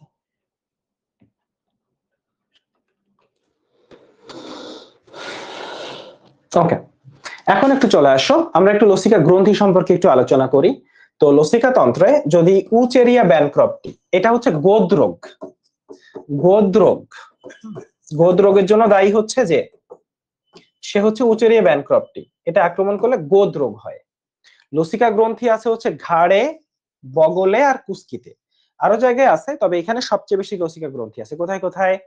ঘাড়ে, বগলে, কুস্কিতে। তো লসিকা গ্রন্থির মেইনলি হচ্ছে এই পাঁচটা, এই পাঁচটাই হচ্ছে মেইন লসিকা গ্রন্থি। এর মধ্যে আমাদের যে স্প্লিন বা প্লিহা, এটা সবচেয়ে বড় লসিকা গ্রন্থি। এখন তোমরা যকৃৎ এবং প্লিহাকে একসাথে আলোচনা করা হয়, মনে আছে? যকৃৎ এবং প্লিহা কেন আলোচনা করা হয়? যকৃৎ এবং প্লিহার অনেক মিল আছে। যকৃৎ এবং প্লিহা একসাথে হচ্ছে ব্লাড সংরক্ষণ করে, যকৃৎ এবং প্লিহাকে বলে ব্লাড রিজার্ভার। যকৃৎ এবং প্লিহাকে কি বলা হয়? Blood reservoir. যকৃৎ এবং প্লিহা যখন তুমি ওই যে মায়ের পেটে ছিলা তখন আরবিসি তৈরি করতো, আবার যখন বড় হইলা তখন যকৃৎ এবং প্লিহা আরবিসি ভাঙে, ফলে প্লিহাকে বলা হয় আরবিসির কবরস্থান। প্লিহাকে কি বলে জানো? এই যে ব্লাড ব্যাংক বলে, রক্তের প্রধান সাপ্লাই, ওই যে ব্লাড রিজার্ভার বা ব্লাড ব্যাংক বলে। আর প্লিহা বড় হইলে যখন আরবিস তোমার অস্থিমজ্জা আরবিসি তৈরি করে, তখন আরবিসি কে ভাঙে কে? প্লিহা। ফলে প্লিহাকে বলা হয় আরবিসির কবরস্থান। আচ্ছা, এখন আমরা টনসিলের কথা বলি। টনসিল আসলে একটা লসিকা গ্রন্থি। তো টনসিলের কথা আমরা বলি, আমার নিজের গলার টনসিল আছে, তো ডাক্তার পরামর্শ দিল যে আমি যেন টনসিলটা কেটে ফেলি। তো এই যে টনসিল, টনসিলের ক্ষেত্রে প্যালাটাইন টনসিল আছে, অ্যাডেনয়েড টনসিল আছে, লিঙ্গুয়াল টনসিল আছে, হ্যাঁ? তো এই যে টনসিল গুলা, এই টনসিল গুলা খুব কমন আর কি, প্যালাটাইন, অ্যাডেনয়েড এবং লিঙ্গুয়াল টনসিল। আর লিম্ফ নোড, লিম্ফ নোড হচ্ছে ধরো কিছু কিছু জায়গায় ফুলে যায়, ধরো লসিকা গ্রন্থি কিছু কিছু জায়গায় হচ্ছে এরকম একটা ফুলে গেছে, এই ফুলে যাওয়া অংশকে বলে লিম্ফ নোড। তো লিম্ফ নোড আছে 400 থেকে 700। তাহলে আমাদের লসিকা গ্রন্থি সম্পর্কে জানলাম যে লসিকা গ্রন্থিকে দ্বিতীয় সংবহন তন্ত্র বলা হয়। এখানে কি কি আছে? প্লিহা, টনসিল, থাইমাস, অস্থিমজ্জা, লিম্ফ নোড। প্লিহা সবচেয়ে বড় লসিকা গ্রন্থি। প্লিহাকে আরবিসির কবরস্থান বলা হয়। প্লিহাকে ব্লাড ব্যাংক, ব্লাড প্রিজার্ভার বলে। এরপর হচ্ছে টনসিলের ক্ষেত্রে কি কি রকম টনসিল আছে? লিম্ফ নোড 400 থেকে 700। লসিকা গ্রন্থি কোথায় আছে? ঘাড়ে, বগলে, কুস্কিতে। বা গোদরোগ, যেটা গোদরোগে কি হয়, লসিকা গ্রন্থিগুলো ফুলে যায়। গোদরোগে দেখবা যে হাত পা অনেক মোটা হয়ে যায়। কেন মোটা হয়? কারণ লসিকা গ্রন্থিতে অ্যাটাক করে হচ্ছে গোদরোগ। হ্যাঁ, তো লসিকা গ্রন্থিগুলো ফুলে যায়, ফলে হাত পা পুরো ফুলে যায়, ফুলে ফুলে একেবারে ঢোল হয়ে যায়। তো এটাকে আসলে গোদরোগ বলে। কি বলে? গোদরোগ। এখন আমরা একটু হার্টে চলে আসছি। এখন আমরা চলে আসছি কোথায় ভাইয়া? এখন আমরা চলে আসছি হচ্ছে হার্টে। এখন আমরা চলে আসছি হচ্ছে হার্টে।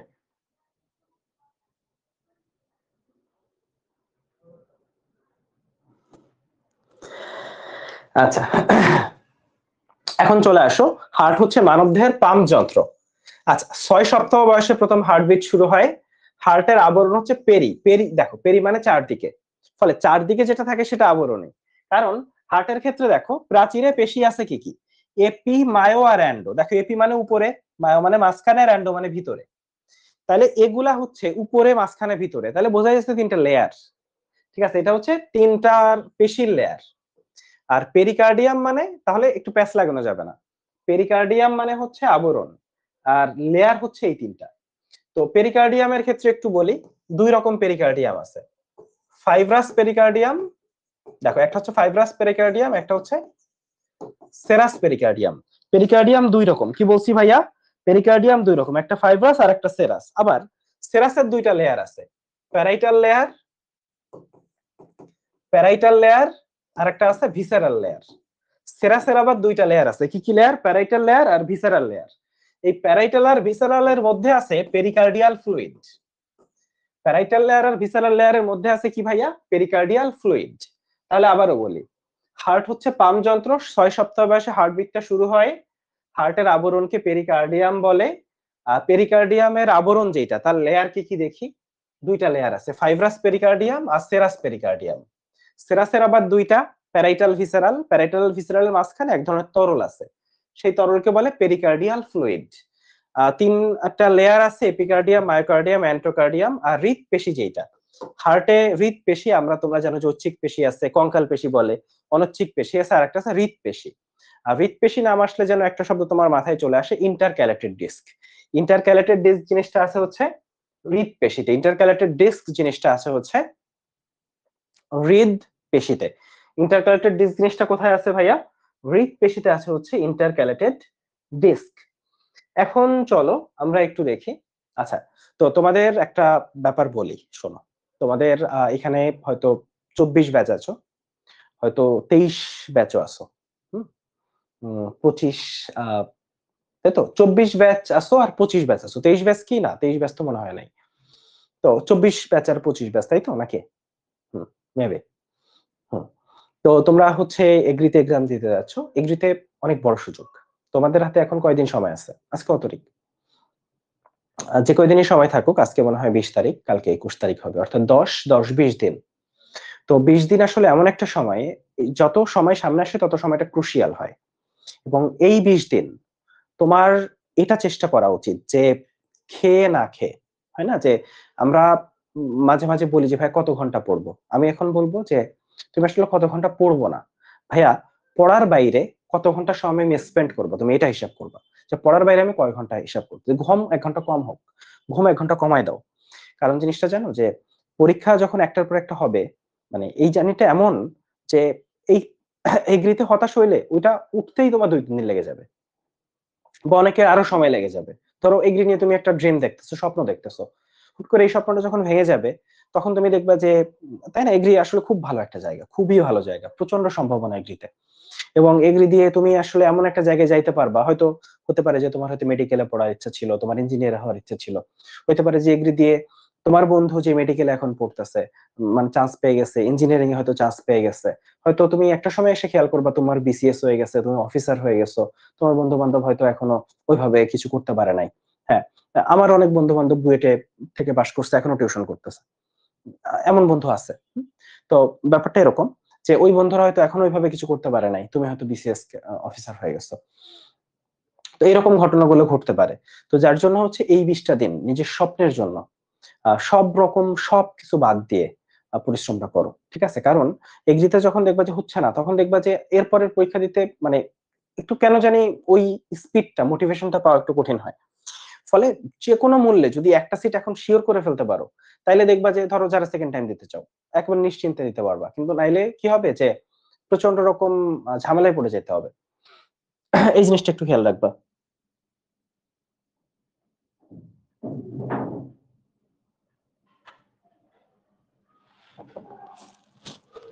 ঠিক আছে, আমরা আশা করি এটা বোঝাইতে পারছি। আচ্ছা, ঠিক আছে, তাহলে চলো আমরা একটু শুরু করি। তো হার্টের ব্যাপারটা আমরা যদি একটু ক্লিয়ার করতে চাই, তো হার্টের ক্ষেত্রে একটু খেয়াল করো যে এটা হচ্ছে তোমার হার্ট। হ্যাঁ, আমি একটু অন্য কোনো কালি দিই, ধরো লাল কালারই, হার্টের সাথে লাল কালারটাই যায়। তো হার্টের 4টা প্রকোষ্ঠ আছে, আমরা খুব সিম্পলি দেখবো, হ্যাঁ বোঝার জন্য, বোঝা দরকার, আর কিছু দরকার নাই। Right atrium, right ventricle, left atrium, left ventricle, 4টা ভেন্ট্রিকল আছে। হার্ট থেকে রক্ত এখানে আসতেছে, আমি যদি খুব আমি আমার মতো করে একটু বুঝাই, দেখো হার্টে 4টা প্রকোষ্ঠ আছে। কয়টা প্রকোষ্ঠ? 4টা। Right atrium, right ventricle, left atrium, left ventricle. হার্টে রক্ত আসে মেইনলি 3টা ধমনী দিয়ে। এটার নাম সুপিরিয়র ভেনা ক্যাভা, এটার নাম করোনারি সাইনাস, এটার নাম ইনফিরিয়র ভেনা ক্যাভা। একটু বলি, এটা হচ্ছে ঊর্ধ্ব মহাশিরা বলে, এটাকে বাংলায় বলে ঊর্ধ্ব মহাশিরা। ইনফিরিয়র ভেনা ক্যাভাকে বলে নিম্ন মহাশিরা, এটাকে বলে নিম্ন মহাশিরা। আর এটা হচ্ছে করোনারি সাইনাস, এটাকে কি বলে? Coronary sinus. ঠিক আছে, তাহলে ঊর্ধ্ব মহাশিরা, নিম্ন মহাশিরা আর করোনারি সাইনাস, এই 3টা শিরা দিয়ে, সরি এই 3টা ধমনী দিয়ে রক্ত রাইট অ্যাট্রিয়ামে প্রবেশ করে। এর মধ্যে ঊর্ধ্ব মহাশিরার এখানে কোনো কপাটিকা নাই, করোনারি সাইনাসের এখানে একটা কপাটিকা আছে। করোনারি সাইনাস যেখানে আছে সেখানে এখানে একটা কপাটিকা আছে। ইনফিরিয়র ভেনা ক্যাভার মুখে একটা কপাটিকা আছে। আচ্ছা, করোনারি সাইনাস যেখানে আছে সেখানে কি কপাটিকা আছে বলো তো? করোনারি সাইনাস যেখানে আছে সেখানে আছে একটা কপাটিকা, যেটাকে করোনারি কপাটিকা বা থিবেসিয়ান কপাটিকা বলে। আচ্ছা, তুমি কি বলতে পারবে এখানে কেন কপাটিকাটা থাকে?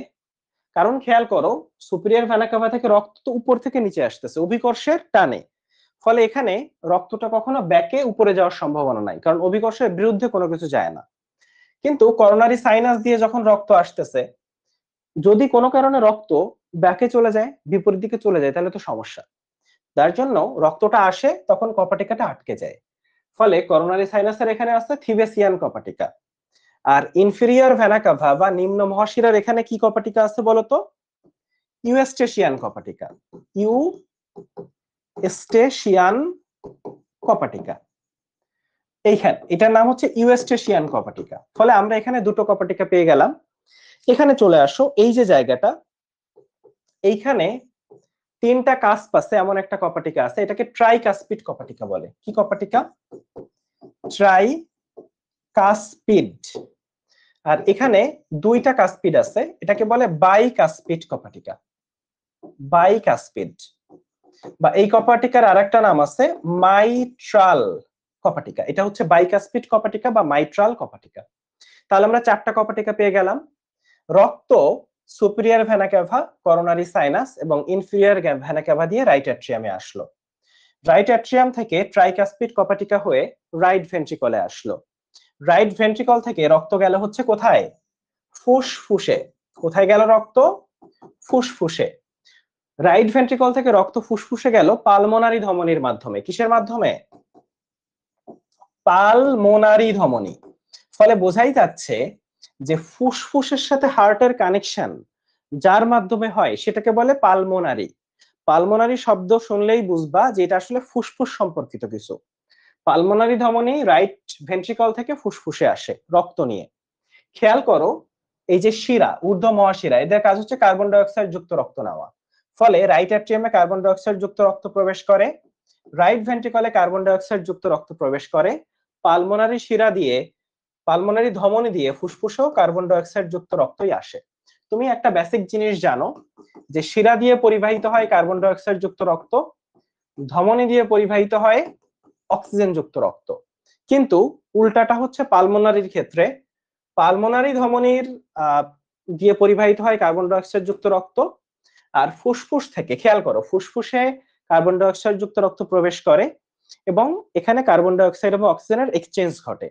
ফলে ফুসফুস থেকে রাইট অ্যাট্রিয়ামে অক্সিজেন যুক্ত রক্ত প্রবেশ করে, ফুসফুস থেকে রাইট অ্যাট্রিয়ামে অক্সিজেন যুক্ত রক্ত প্রবেশ করে। এই যে অক্সিজেন যুক্ত রক্ত প্রবেশ করতেছে কি দিয়ে বলতো? পালমোনারি শিরার মাধ্যমে, পালমোনারি শিরার মাধ্যমে। এখানে একটা ব্যাপার একটু বলে রাখি যে পালমোনারি ধমনী এটা কিন্তু দুইটা, ফুসফুস দুইটা, পালমোনারি ধমনীও হচ্ছে দুইটা। কিন্তু আমি যদি পালমোনারি শিরার কথা বলি, পালমোনারি শিরা কিন্তু চারটা। কয়টা? চারটা শিরা আছে পালমোনারি শিরা, অর্থাৎ যেটা ফুসফুস থেকে লেফট অ্যাট্রিয়ামে প্রবেশ করে অক্সিজেন যুক্ত রক্ত নিয়ে, অক্সিজেন যুক্ত রক্ত নিয়ে ফুসফুস থেকে লেফট অ্যাট্রিয়ামে প্রবেশ করে। তাহলে খেয়াল করো, আমাদের কপাটিকা 6টা আছে টোটাল। একটা হচ্ছে করোনারি সাইনাস এবং রাইট অ্যাট্রিয়ামের মাঝে, যেটাকে আমরা থিভেসিয়ান বা করোনারি কপাটিকা বলছি। আর একটা হচ্ছে ইনফিরিয়ার ভেনা ক্যাভা এবং রাইট অ্যাট্রিয়ামের মাঝে, যেটাকে আমরা ইউস্টেশিয়ান কপাটিকা বলছি। আমরা রাইট ভেন্ট্রিকল থেকে ফুসফুসে যাওয়ার মুখে এখানে একটা কপাটিকা আছে, রাইট ভেন্ট্রিকল থেকে ফুসফুসে যাওয়ার মুখে একটা কপাটিকা আছে, আর লেফট ভেন্ট্রিকল যেটা, এখান থেকে অ্যাওর্টার প্রবেশ মুখে এখানে আরেকটা কপাটিকা আছে। রাইট ভেন্ট্রিকল থেকে ফুসফুসে যাওয়ার মুখে একটা কপাটিকা, লেফট ভেন্ট্রিকল থেকে অ্যাওর্টার প্রবেশ মুখে আরেকটা কপাটিকা, মোট 6টা কপাটিকা। আর রাইট অ্যাট্রিয়াম রাইট ভেন্ট্রিকলের মাঝে ট্রাইকাসপিড, লেফট অ্যাট্রিয়াম লেফট ভেন্ট্রিকলের মাঝে বাইকাসপিড কপাটিকা। মোট কপাটিকা আছে হচ্ছে 6টা। কার্বন ডাই অক্সাইড যুক্ত রক্ত রাইট অ্যাট্রিয়াম থেকে রাইট ভেন্ট্রিকলে আসে, রাইট ভেন্ট্রিকল থেকে পালমোনারি ধমনীর মাধ্যমে ফুসফুসে আসে, ফুসফুসে অক্সিজেন কার্বন ডাই অক্সাইডের এক্সচেঞ্জ হয়, ফুসফুস থেকে অক্সিজেন যুক্ত রক্ত লেফট অ্যাট্রিয়ামে আসে, লেফট অ্যাট্রিয়াম থেকে লেফট ভেন্ট্রিকলে আসে। কি বললাম ভাইয়া? লেফট অ্যাট্রিয়াম থেকে লেফট ভেন্ট্রিকলে আসে, লেফট ভেন্ট্রিকল থেকে এটা কোথায় যায় ভাইয়া বলতো? লেফট ভেন্ট্রিকল থেকে এটা কোথায় যায়? অ্যাওর্টাতে যায়। লেফট ভেন্ট্রিকল থেকে এটা যায় হচ্ছে অ্যাওর্টাতে, অ্যাওর্টা থেকে যেটাকে মহাধমনী বলা হয়, এখান থেকে সারা দেহে রক্তটা চলে যায়, এখান থেকে সারা দেহে রক্তটা চলে যায়। এখন একটু চলে আসো, আমরা একটু কপাটিকা দেখি। লেফট অ্যাট্রিয়াম এবং লেফট ভেন্ট্রিকলের মাঝে বাইকাসপিড কপাটিকা, বা এটাকে মাইট্রাল কপাটিকা বলে। আর রাইট অ্যাট্রিয়াম রাইট ভেন্ট্রিকলের মাঝে ট্রাইকাসপিড কপাটিকা। এখন একটা জিনিস একটু বলি যে কাসপিড বা কাস্প কয়টা, কপাট কয়টা, দরজা কয়টা? দরজার ক্ষেত্রে দরজা দুইটা শুধুমাত্র, লেফট অ্যাট্রিয়াম লেফট ভেন্ট্রিকলের মাঝে যে মাইট্রাল বা বাইকাসপিড কপাটিকা, বাকি প্রত্যেকটাই কাস্প কিন্তু 3টা। নাম্বার 1। 2 নাম্বার, এই চারটাই হচ্ছে সেমি লুনার কপাটিকা। সেমি লুনার মানে অর্ধ চন্দ্রাকৃতির কপাটিকা, অর্ধ চন্দ্রাকৃতির কপাটিকা মানে একটা চাঁদকে কাটলে অর্ধেক কাটলে যেমন হয়, এই কপাটিকা গুলো হচ্ছে সেমি লুনার। ফলে এই 4টা কপাটিকা হচ্ছে সেমি লুনার। এই 4টা কপাটিকার নাম জানবো, কার সাথে কার কানেকশন।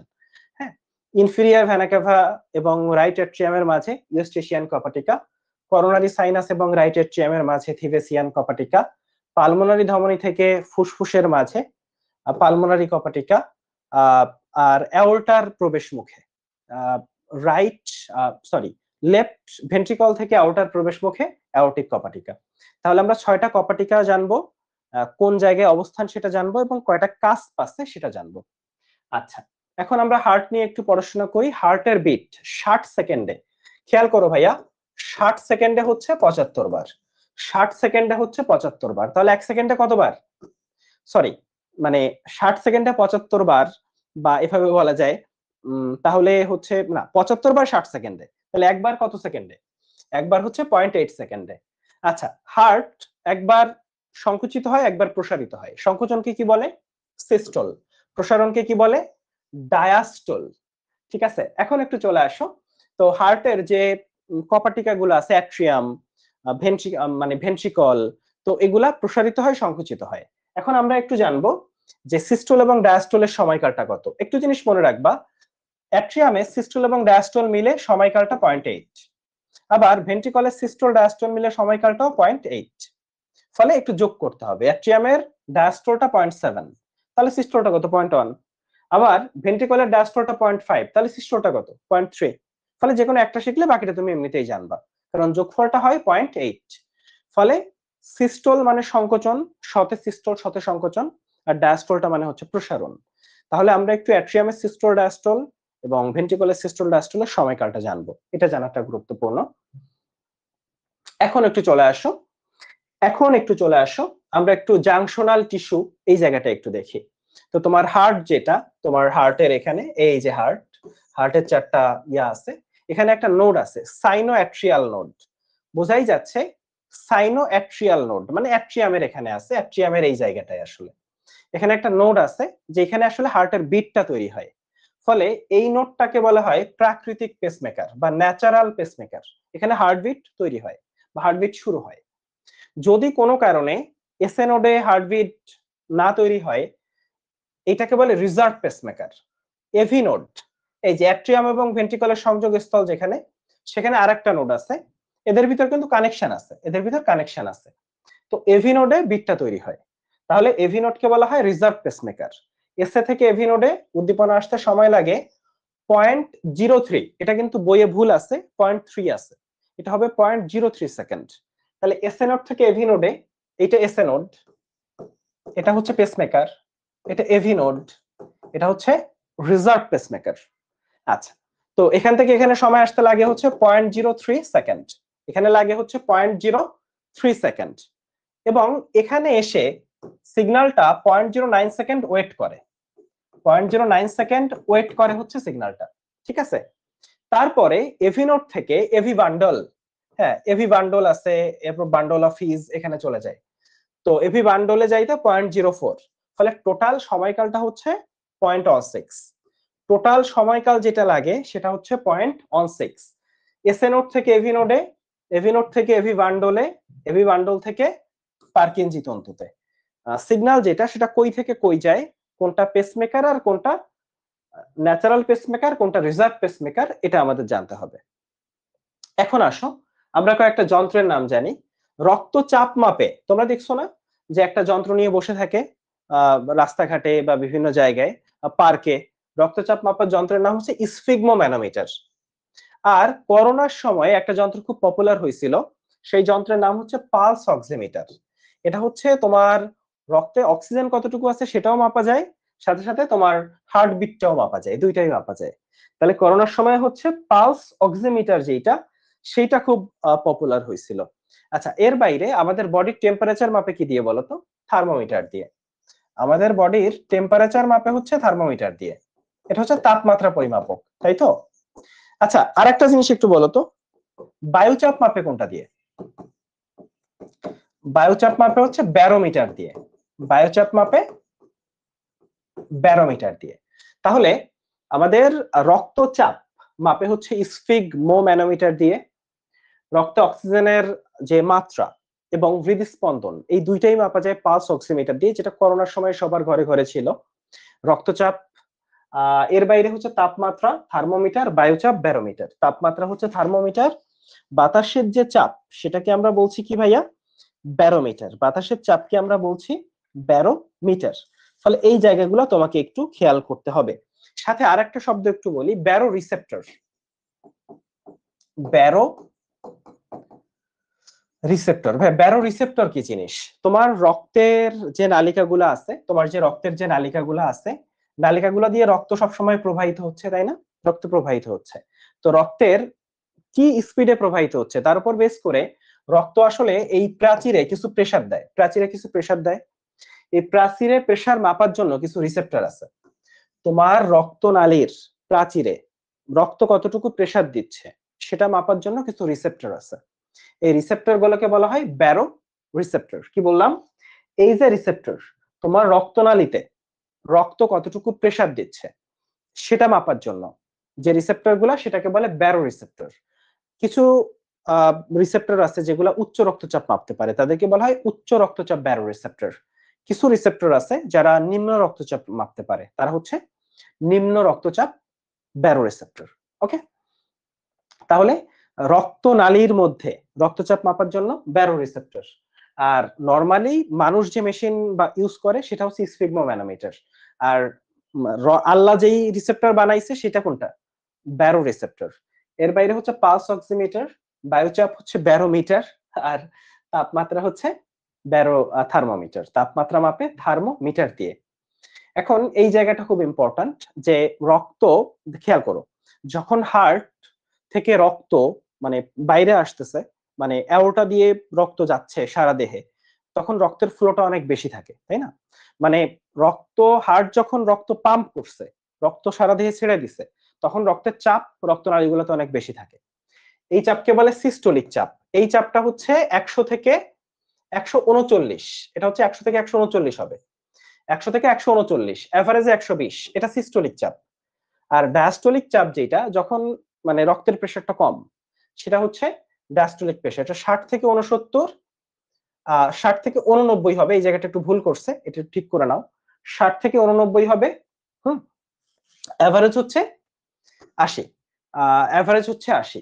তো এখানে একটা জিনিস বলি যে এভারেজে যদি 120/80, মানে একজন সাধারণ মানুষের রক্তের চাপ হওয়া উচিত সিস্টোলিক 120 আর ডায়াস্টোলিক হচ্ছে 80। সিস্টোলিক 120 আর ডায়াস্টোলিক কত হওয়া উচিত? 80। এইটা। তো যাদের উচ্চ রক্তচাপ তাদের সিস্টোলিকটা হয় 140 আর ডায়াস্টোলিকটা হয় 90 এর উপরে। বুঝছো? মানে সিস্টোলিকটা 140 এর উপরে, ডায়াস্টোলিকটা 90 এর উপরে। আচ্ছা, আর হাইপোটেনশন মানে, হাইপো মানে কম, যাদের রক্তচাপ কম, বিশেষ করে মেয়েরা কিন্তু এই নিম্ন রক্তচাপ জনিত জটিলতায় ভুগে। নিম্ন রক্তচাপ জনিত জটিলতাকে বলে সিনকপ। কি বলে? নিম্ন রক্তচাপ জনিত যে জটিলতা, এটা হচ্ছে সিনকপ। খেয়াল করলেই দেখবা যে কিছু মেয়ের নিম্ন রক্তচাপ জটিলতার কারণে, এই যে রোজার সময় অনেক মেয়ে হচ্ছে রোজা রাখছে, তো রোজা রেখে দেখা যায় যে বেশি টায়ার্ড লাগে, পানির তৃষ্ণা লাগে, হ্যাঁ হয়তো রোদের ভিতর গেছে, মাথা ঘোরাচ্ছে, অজ্ঞান হয়ে পড়ে গেছে, এরকম হয় না? অনেক মেয়েরই হয়। এখানে কার কার হয় একটু হাত তুলো তো, যে রোজা রাখছো অজ্ঞান হয়ে পড়ে গেছো। তো এরকম অনেক সময় হয়, তাই তো? যে এটাকে নিম্ন রক্তচাপ জনিত জটিলতা বলে বা সিনকপ বলে। কি বলে? এটাকে নিম্ন রক্তচাপ জনিত জটিলতা বা সিনকপ বলে। হ্যাঁ, তো হাইপোটেনশন হচ্ছে নিম্ন রক্তচাপ জনিত জটিলতা, আর হাইপারটেনশন হচ্ছে উচ্চ রক্তচাপ যেটা। আচ্ছা, তো রক্তচাপ কমলে এডিএইচ বাড়ে আর রক্তচাপ বাড়লে মূত্র কমে, এই জায়গাটা আমি তোমাকে একটু দেখাবো, সমস্যা নেই। হ্যাঁ, এর আগে একটু চলে আসো উচ্চ রক্তচাপ যেটা, সেটার জন্য অ্যাওর্টিক ব্যারোরিসেপ্টর আর ক্যারোটিড ব্যারোরিসেপ্টর আছে। এটার মানে কি? মানে হচ্ছে, খেয়াল করো, তোমার গলায় আছে ক্যারোটিড ধমনী। গলায় কি আছে? ক্যারোটিড ধমনী। ওই ক্যারোটিড ধমনীতে আছে হচ্ছে ক্যারোটিড ব্যারোরিসেপ্টর। ক্লিয়ার? আর তোমার অ্যাওর্টা, অ্যাওর্টা বুঝো, হার্ট থেকে যে মহাধমনীটা বের হয়েছে, ধরো এটা হচ্ছে হার্ট, হ্যাঁ, হার্ট থেকে একটা মহাধমনী বের হয়েছে, সব রক্ত নিয়ে যে যায়, তারপর বিভিন্ন ধমনীতে রক্ত ভাগ ভাগ করে দেয়। এই মহাধমনীতে, এই মহাধমনীকে বলে অ্যাওর্টা। অ্যাওর্টাতেও কিছু ব্যারো রিসেপ্টর আছে। এরা উচ্চ রক্তচাপ জনিত, মানে উচ্চ রক্তচাপ বুঝতে পারে। উচ্চ রক্তচাপ বুঝতে পেরে এরা আসলে মস্তিষ্ককে বলে যে স্যার রক্তচাপ বেড়ে গেছে, এখন কি করা যাবে? তখন আমাদের যে রক্তনালীগুলা, রক্তনালীগুলাকে মস্তিষ্কের যে মেডুলা, ও বলে প্রসারিত করে দাও, রক্তনালীগুলাকে বড় করে দাও। বড় করে দিলে কি হয়? রক্তের চাপ বেশি মানে কি? রক্ত যাইতে পারতেছে না ঠিকঠাক, তখন যখন রক্তনালীগুলো বড় হয়ে যায় তখন রক্ত খুব আরামে যায়, রক্তচাপ স্বাভাবিক হয়ে যায়। তাহলে উচ্চ রক্তচাপ ব্যারোরিসেপ্টর হচ্ছে অ্যাওর্টিক আর ক্যারোটিড ব্যারোরিসেপ্টর। গলায় ক্যারোটিড আর অ্যাওর্টাতে হচ্ছে অ্যাওর্টিক ব্যারোরিসেপ্টর। এরা মেডুলাকে বলে যে মেডুলা স্যার রক্তচাপ তো বেড়ে গেছে, তখন মেডুলা রক্তনালীগুলোকে প্রসারিত করে দেয়, ফলে রক্তচাপ স্বাভাবিক হয়ে আসে। আচ্ছা, ঠিক আছে, এখন আসো। আচ্ছা, তার আগে আরেকটা জিনিস দেখাই। এটা তো উচ্চ রক্তচাপ ব্যারোরিসেপ্টর, তাই তো? এটা হচ্ছে ভাইয়া উচ্চ রক্তচাপ ব্যারোরিসেপ্টর। আর নিম্ন রক্তচাপে কি হয় সেটা একটু দেখাই। দেখো, নিম্ন রক্তচাপ, তোমার ব্লাড প্রেশার কমে গেছে। এখন একটা জিনিস বুঝছো, ব্লাড প্রেশার কমে যাওয়া মানে কি? এই যে তুমি রোজা রাখছো, রোজা রেখে সারাদিন রোজা রাখছো, সারাদিন পানি খাও নাই, দেহে রক্তের কত পার্সেন্ট পানি বলো তো? রক্তের কত পার্সেন্ট পানি? রক্তের ম্যাক্সিমামই পানি, রক্তের কাইন্ড অফ পুরাটাই পানি। রক্ত মানেই পানি, ঠিক আছে? বলে না রক্ত পানি করা পরিশ্রম, রক্ত মানেই পানি। মনে রাখবা, তোমার এই যে ইফতারির আগে আগে তোমার বডিতে পানি কমে গেছে, ইফতারের আগে আগে ধরো তোমার বডিতে পানি কমে গেছে না, পানি কমে গেছে মানে তোমার রক্ত কমে গেছে, মানে তোমার রক্তের চাপ কমে গেছে। তাহলে ইফতারির আগে এর ঘটনা, ইফতারির আগে তোমার রক্তের চাপ কমে গেছে। তো রক্তচাপ কমে গেলে কি হয় জানো? রক্তচাপ কমে গেলে কি হয় বলো? দেহে বডিতে পানি কমে গেছে বা রক্ত কমে গেছে বা রক্তচাপ কমে গেছে, তখন বডি কি করে, এডিএইচ নামে একটা হরমোন আছে, এই হরমোনটা ক্ষরণ করে, অ্যান্টি ডাইইউরেটিক হরমোন। এই হরমোনের কাজ কি? ওর কাজ হচ্ছে মূত্র কমানো। এই জন্য খেয়াল করবা যে ইফতারির আগে আগে তোমরা যদি আমি বলি মূত্র বিসর্জন করো, তুমি মূত্র বিসর্জন করতে পারবা না। তুমি খেয়াল করো যে সেহরির পরে, হ্যাঁ মানে প্রচন্ড গলা পর্যন্ত পানি খাইছো, এখন তুমি দেখবা যে মানে কাইন্ড অফ ঘুমাইছো, ঘুম ভেঙে গেছে কেন? কারণ প্রস্রাব করতে হবে, মানে এই পরিমাণ পানি তুমি খাইছো।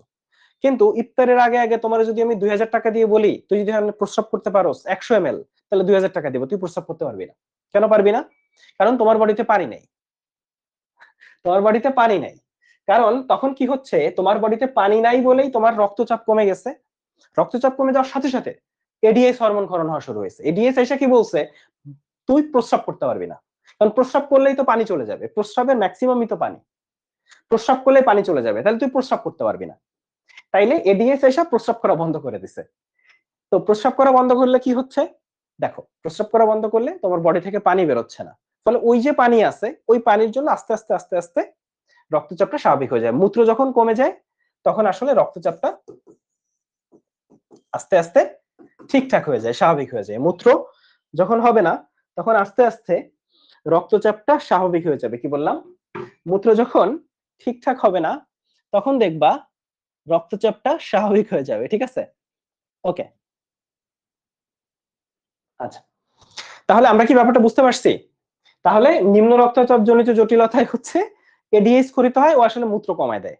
আর উচ্চ রক্তচাপ জনিত জটিলতার ক্ষেত্রে ওই অ্যাওরটিক ব্যারোরিসেপ্টর, ক্যারোটিড ব্যারোরিসেপ্টর, ওটা আসলে রক্তনালীগুলোকে প্রসারিত করে দেয়, রক্তনালীগুলোকে প্রসারিত করে দেয়, রক্তনালীগুলোকে কি করে, প্রসারিত করে দেয়। বুঝছো?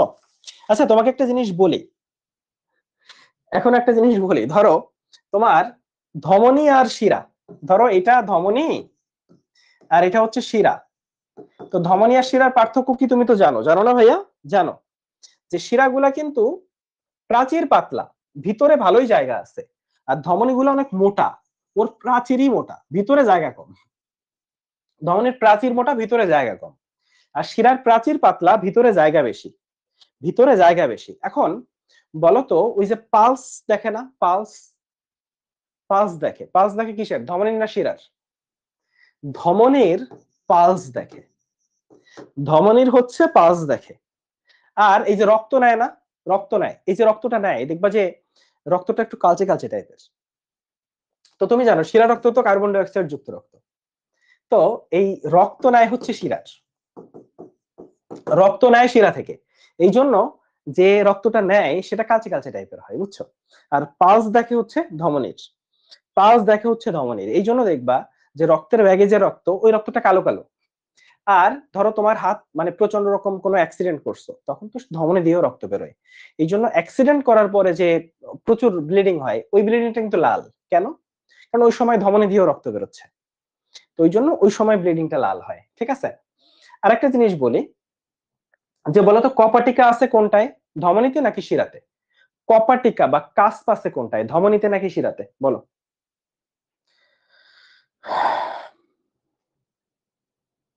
দেখো ভাইয়া, শিরাতে কপাটিকা থাকে। দেখো তুমি একজন মানুষ, এই যে তুমি একজন মানুষ, হ্যাঁ, এই যে, এই যে সুন্দর একজন মানুষ, এখানে ধরো তোমার হার্ট আছে, হ্যাঁ এটা হচ্ছে হার্ট, ওকে। এখন ধরো পা থেকে কার্বন ডাই অক্সাইড যুক্ত রক্ত, পা থেকে কার্বন ডাই অক্সাইড যুক্ত হার্ট পর্যন্ত পৌঁছাইতে হবে। তুমি খেয়াল করো পায়ের যে রক্ত, এই রক্ত কিন্তু তার মানে অভিকর্ষের বিরুদ্ধে, মানে পা থেকে হার্টে আসতেছে, মানে কি অভিকর্ষের বিরুদ্ধে আসতেছে। অভিকর্ষ সবসময় চাই যে তুমি নিচে যাও, নিচে যাও, নিচে যাও, কিন্তু ওই রক্ত অভিকর্ষের বিরুদ্ধে আসতেছে। তো কি হবে, ও অর্ধেক আসবে, অভিকর্ষ আবার নিচে পাঠিয়ে দিবে।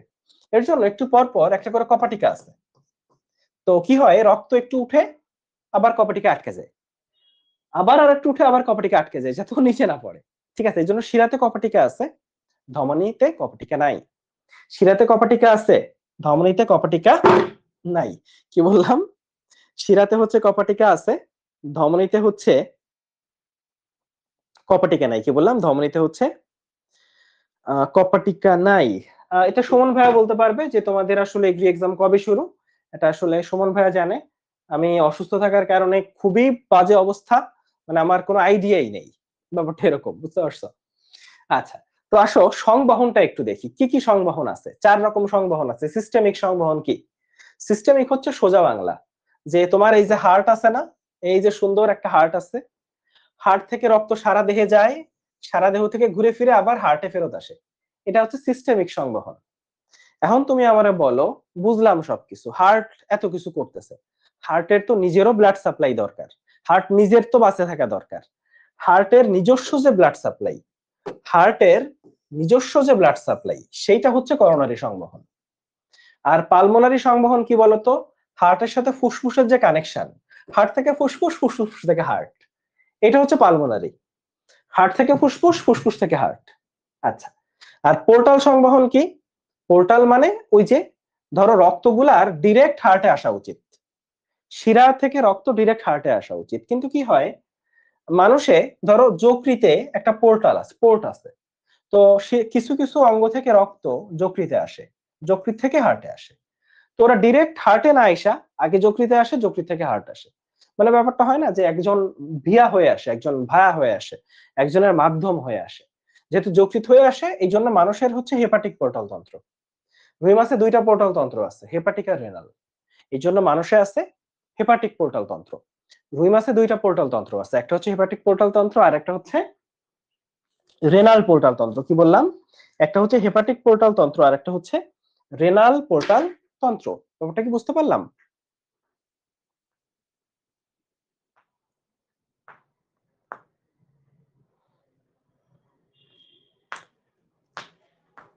ওকে,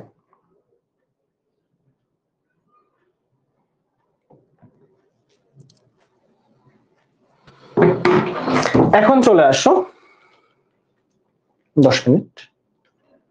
আচ্ছা, তো হার্ট সংক্রান্ত রোগগুলার ক্ষেত্রে একটু চলে আসো, আমরা একটু রোগগুলা দেখি যে হার্ট সংক্রান্ত কি কি রোগ আছে।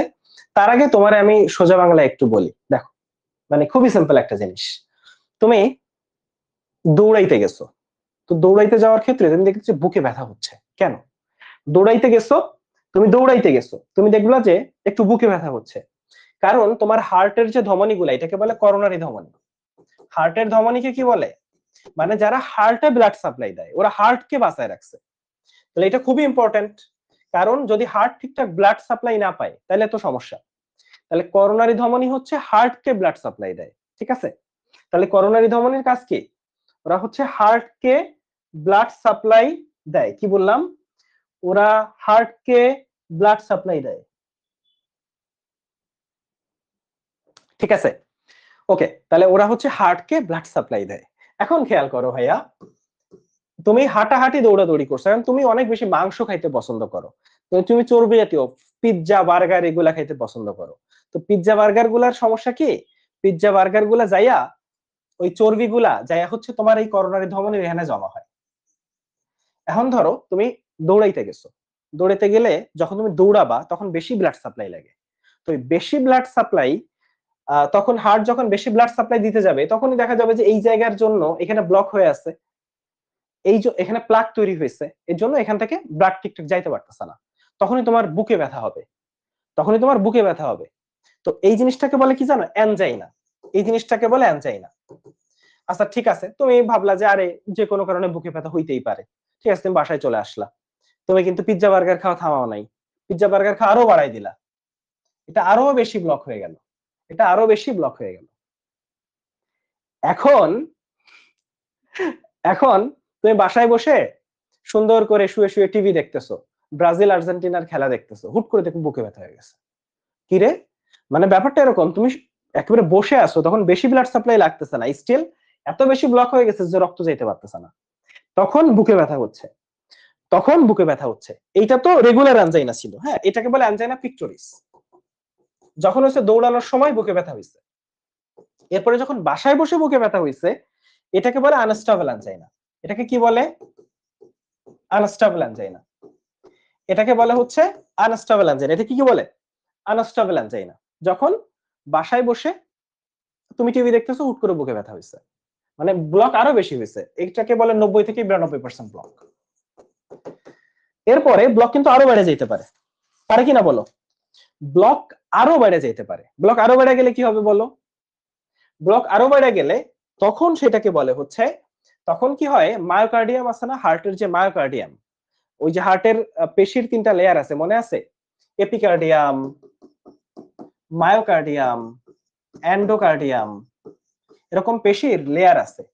তো মায়োকার্ডিয়ামের যে কোষগুলা আছে, মায়োকার্ডিয়ামের যে কোষগুলা আছে, এই কোষগুলা এনাফ অক্সিজেন পাবে না, কারণ রক্তই তো অক্সিজেন পরিবহন করে নিয়ে আসে, রক্ত আসতে পারতেছে না, তাইলে এই কোষগুলো অক্সিজেন পাচ্ছে না, এই কোষগুলা মৃত্যু ঘটবে, মায়োকার্ডিয়ামের যে কোষগুলা, এই কোষগুলা মারা যাবে।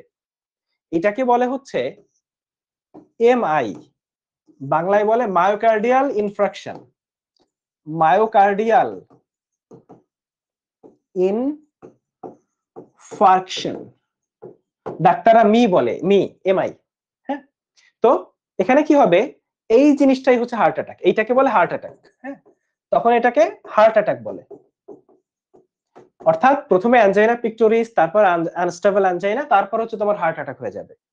তো এই হার্ট অ্যাটাকের পিছনে অনেকগুলো রিজনই আছে, যেমন তুমি যদি সিগারেট খাওয়া খুব পছন্দ করো, হ্যাঁ, বা এরকম ছেলে পছন্দ করো যে যে প্রচন্ড সিগারেট খাইতে পারে, মাস্কুলার লাগে, নায়ক নায়ক লাগে, তাই না, একটা ভাব আসে, ঠিক আছে, তো তার কিন্তু এরকম হার্ট অ্যাটাক হয়ে যেতে পারে যে কোনো সময়, ফলে মেয়েরা একটু সাবধান। তারপর এই যে ধূমপান, ধূমপান, ডায়াবেটিস, এরপর হচ্ছে উচ্চ রক্তচাপ, তাই না, যাদের হচ্ছে উচ্চ রক্তচাপের সমস্যা আছে, ওই যে হাইপার টেনশন বলে। এরপর হচ্ছে অনেক বেশি চর্বি জাতীয় খাবার খাইতে খুবই পছন্দ করে। আচ্ছা, কেউ ধরো ধূমপান করে না, ডায়াবেটিস নাই, উচ্চ রক্তচাপ নাই, খুব রুটিন লাইফ লিড করে, চর্বি জাতীয় খাবারের সমস্যা নেই, স্টিল তার হার্ট অ্যাটাক হইতে পারে। কেন হইতে পারে? পজিটিভ ফ্যামিলি হিস্ট্রি, অর্থাৎ তার ইতিহাস, পরিবারের ইতিহাস আছে, ঠিক আছে, মানে বংশগত পাইছে। তো positive family history, positive family history, positive family হিস্ট্রির জন্য, এই রিজনগুলোর জন্য কিন্তু এই হার্ট অ্যাটাকটা হইতে পারে। আচ্ছা, এই যে হার্ট অ্যাটাকটা হইলো, হার্ট অ্যাটাকের পরে কি হয়? Heart failure. হার্ট অ্যাটাকের পরে হয় হচ্ছে হার্ট ফেলিয়ার। তো হার্ট ফেলিয়ারে কি হয় ভাইয়া, মানে ওই যে হার্ট ফেল করতে পারে, মারা যেতে পারে, তুমি মারা যেতে পারো, কিডনি ফেল করতে পারে, লিভার ফেল করতে পারে। হার্ট ফেল করলে আলটিমেটলি কিডনি, লিভার সব আলটিমেটলি একটা একটা করে ফেল করে। তো এখানে একটা ব্যাপার বলি, তুমি কি জানো এই যে হার্ট অ্যাটাক, অ্যানজাইনা কোনো কিছু ছাড়াই হার্ট ফেল করতে পারে, এর কিচ্ছু নাই, জাস্ট ডিরেক্ট হার্ট ফেল করতে পারে। ধরো তুমি একটা অ্যাক্সিডেন্ট করছো, মারাত্মক অ্যাক্সিডেন্ট, বডি থেকে প্রচুর ব্লাড যাচ্ছে, ব্লাড যাইতে যাইতে হার্টে, মানে হার্ট ব্লাড পাচ্ছে না, তখন হার্ট ডিরেক্ট ফেল করবে, মানে ঠিক আছে, কোনো হার্ট অ্যাটাক কিছু লাগবে না। তাহলে হার্ট কিন্তু ডিরেক্টও ফেল করতে পারে, হার্ট হচ্ছে ডিরেক্টও ফেল করতে পারে, বোঝা গেল? হার্ট হচ্ছে ডিরেক্টও ফেল করতে পারে।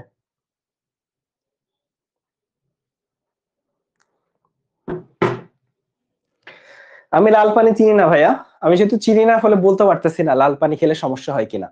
এখন বলো রু অফজা যুক্ত পানি খাইলে, আমার মনে হয় না খুব একটা সমস্যা আছে, যদিও রু অফজাতেও প্রচুর চিনি আছে। হ্যাঁ, আমি লাল পানি বলতে হচ্ছে আমার বাসায় রু অফজা খাই প্রতিদিন, আমি অনেক নিষ্পাপ। হ্যাঁ, তো একটু চলে আসো, আমরা পেসমেকার দেখি। তো পেসমেকার জিনিসটা কি? পেসমেকার হচ্ছে তোমার হার্ট ঠিকঠাক কাজ করতেছে না, ঠিক আছে, তখন হচ্ছে ওই যে এসএ নোড আছে না, এসএ নোড, এভি নোড, যারা হচ্ছে তোমার হার্টের বিট তৈরি করে, তো এরা মানে ঠিকঠাক কাজ করতেছে না, তখন তোমার লাগবে হচ্ছে পেসমেকার। এই পেসমেকার কৃত্রিম ভাবে তোমার হার্টবিট তৈরি করবে। তো পেসমেকারে ব্যাটারি আছে, লিথিয়াম ব্যাটারি। ধরো একটা মেশিনের সাথে কল্পনা করো, একটা ব্যাটারি বাস থাকে হচ্ছে 7 থেকে 10 বছর আয়ু, ঠিক আছে। ব্যাটারি যদি এমন হইতো যে একটু পর পর চার্জ দেওয়া লাগে, যে ভাই দোকানে গেছি, ভাই আমার হার্টের ব্যাটারি শেষ হয়ে গেছে, ভাই হার্টটা খুইলা একটু ব্যাটারিটা চার্জ দিই, হার্ট খুলতে গেলেই তো কেলা হতে, ঠিক আছে। তাহলে 7 থেকে 10 বছর পর্যন্ত আয়ু থাকে, 1 থেকে 3টা তার থাকে, মানে তোমার হার্টের অবস্থা যত খারাপ তার তত বেশি। আচ্ছা, তারে কিছু সেন্সর থাকে, ইলেকট্রোড বলে, আবার জেনারেটরও থাকে, বুঝছো? তো একটা মেশিনে যা যা থাকে আর কি, বুঝছো? ব্যাটারি থাকে, জেনারেটর থাকে, আয়ু 7 থেকে 10 বছর ব্যাটারির, 1 থেকে 3টা তার থাকে, ইলেকট্রোড থাকে, তারে কিছু সেন্সর লাগানো থাকে। সেন্সর গুলা হচ্ছে ইলেকট্রোড, সেন্সর গুলা হচ্ছে ভাইয়া ইলেকট্রোড। ঠিক আছে, ওকে। এখন আসো আমরা একটু এনজিওপ্লাস্টি বুঝি। এনজিওপ্লাস্টি জিনিসটা কি বলতে পারবা কেউ? বলো তো এনজিওপ্লাস্টি কি জিনিস? এনজিওপ্লাস্টি কি? দেখো, ধরো হার্টের এখানে ব্লক আছে কিনা, ব্লক আছে কিনা এটা জানার জন্য করে এনজিওগ্রাম। ব্লক আছে কিনা জানার জন্য কি করে বলো? হার্টে ব্লক আছে কিনা এটা জানার জন্য করা হচ্ছে এনজিওগ্রাম। ক্লিয়ার? তাহলে ব্লক আছে কিনা জানার জন্য করে এনজিওগ্রাম। এখন এনজিওগ্রাম করে দেখলো যে ব্লক আছে। এখন এই ব্লকটা সরাইতে হবে না, এই যে প্লাকটা আছে এই প্লাকটা সরাইতে হবে না, নাহলে তো তুমি হার্ট অ্যাটাক করে মরে যাবে। তো এটা সরানোর জন্য আহ মানে কয়েকটা ওয়ে আছে। এই সরানোর প্রক্রিয়া হচ্ছে এনজিওপ্লাস্টি। তাহলে প্লাক আছে কিনা দেখার জন্য করে এনজিওগ্রাম, আর প্লাক সরানোর জন্য এনজিওপ্লাস্টি। তো ধরো একটা জিনিস যার মুখে একটা বেলুন লাগানো, একটা ধরো লোহার বা লোহার না, মানে একটা ধাতব জিনিস, চিকন একটা ধাতব জিনিস সুয়ের মতো, ধাতবের মুখে একটা বেলুন দিয়ে ওখানে ঢুকাই দেওয়া হয়, তারপর বেলুন ফুলানো হয়। বেলুন ফুলাইলে আস্তে আস্তে প্লাকটা কাটে। তো এটা বেলুন এনজিওপ্লাস্টি হয়। আবার ওই ধাতব দণ্ডের মুখে একটা লেজার যন্ত্র থাকে, খুবই ছোট, এগুলো খুবই সূক্ষ্ম, তো লেজার দিয়ে কাটে, লেজার এনজিওপ্লাস্টি। আবার তোমরা পড়ছো যে রিং পরায় হার্টে, এটা খুবই পপুলার একটা প্রক্রিয়া। রিং পরায়, রিং মানে কি? মানে ওখানে একটা, মানে ওই প্লাকটা সরায় ওইখানে একটা রিং বসায় দিয়ে আসা হয়, যাতে ওইখানে আর ফিউচারে প্লাক তৈরি না হয়। তো এটাকে হার্টে রিং পরানো বলে। এর বাইরে করোনারি অ্যাথেরেক্টমি আছে। তো এই যে প্রক্রিয়াগুলা, এই প্রক্রিয়াগুলা দিয়ে এনজিওপ্লাস্টি গুলা করা হয়। কি কি প্রক্রিয়া এনজিওপ্লাস্টি করা হয়? এবং করোনারি স্টেন্টিং হচ্ছে হার্টে রিং পরানো। এখন সর্বশেষ আমরা যেটা দেখবো সেটা হচ্ছে ওপেন হার্ট সার্জারি। আচ্ছা, ওপেন হার্ট সার্জারি কি জিনিস বলো? ওপেন হার্ট সার্জারি হচ্ছে, ওপেন হার্ট সার্জারি হচ্ছে তোমার এই হার্টের, মানে তোমার বুকের যে খাঁচা আছে না, বুকের খাঁচার হাড্ডি গুলা, স্টার্নাম, এগুলো সব একটা একটা করে খুলে ফেলা হয়, মানে বুককে একেবারে ওপেন করে ফেলা হয়। এই জন্য এটার নাম ওপেন হার্ট সার্জারি। ঠিক আছে? ওপেন হার্ট কয়েক রকম আছে, অন পাম্প, অফ পাম্প আর রোবট। রোবট দিয়ে করে যেটা সেটা রোবট সহযোগী। অন পাম্প মানে হচ্ছে বিটিং হার্ট, হার্টটা তখনও বিট করতেছে। অন পাম্প মানে কি বলছি ভাইয়া? এটাকে বলে হার্টটা তখনও বিট করতেছে। ঠিক আছে? হার্টটা, আচ্ছা ওয়েট, অফ পাম্প মানে হচ্ছে বিটিং হার্ট, অফ পাম্প মানে হচ্ছে বিটিং হার্ট, এটা একটু উল্টাই গেছে। হ্যাঁ, অফ পাম্প মানে হচ্ছে বিটিং হার্ট, মানে ব্যাপারটা হলো হার্টটা বিট করতেছে, ওই বিটিং হার্টেই অস্ত্রোপচারটা করা হয়। আর অন পাম্প মানে হার্টের বদলে একটা মেশিন, সেই মেশিনটাই হার্টের কাজ করতেছে। ঠিক আছে? হার্টটা বন্ধ। অন পাম্পে হচ্ছে হার্ট অফ, হার্ট অফ মানে হার্টটা কাজ করতেছে না, হার্টটা একেবারে ফাংশনাল না, হার্টের বদলে একটা কৃত্রিম মেশিন দিয়ে হার্টের কাজটা চলতেছে, তখন হার্টে অপারেশন করতেছে।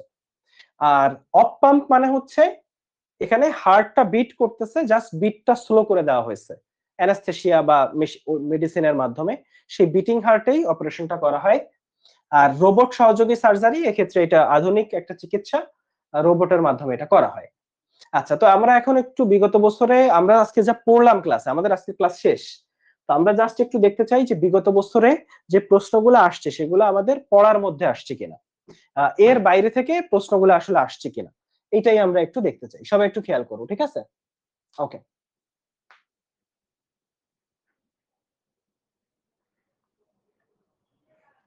আচ্ছা ঠিক আছে। নিউক্লিয়াস থাকে না কোথায় ভাইয়া?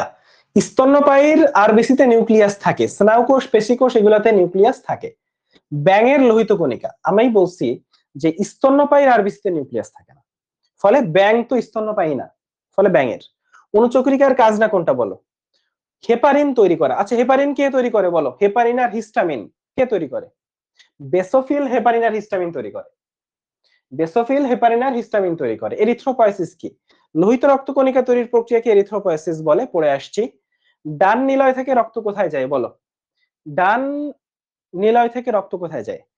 রক্ত কোথায় যায় ভাইয়া বলো? ডান নিলয়, এটা কিন্তু এই যে রাইট ভেন্ট্রিকল। এখান থেকে রক্ত কি ফুসফুসে যায় না? পালমোনারি ধমনীর মাধ্যমে ফুসফুসে যায়, পালমোনারি ধমনীর মাধ্যমে ফুসফুসে যায়। মানব দেহে লোহিত রক্তকণিকা শ্বেত রক্ত অনুপাত 600:1। যখন প্রশ্নটা আসছে তখন বইয়ে 700:1 ছিল, এখন 600:1। লোহিত রক্তকণিকার আয়ু হচ্ছে 120 দিন, লোহিত রক্তকণিকার আয়ু হচ্ছে 120 দিন। লোহিত রক্তকণিকা পানিতে ডুবালে কি হয় বলো? ফুটে যায়, ফেটে যায়।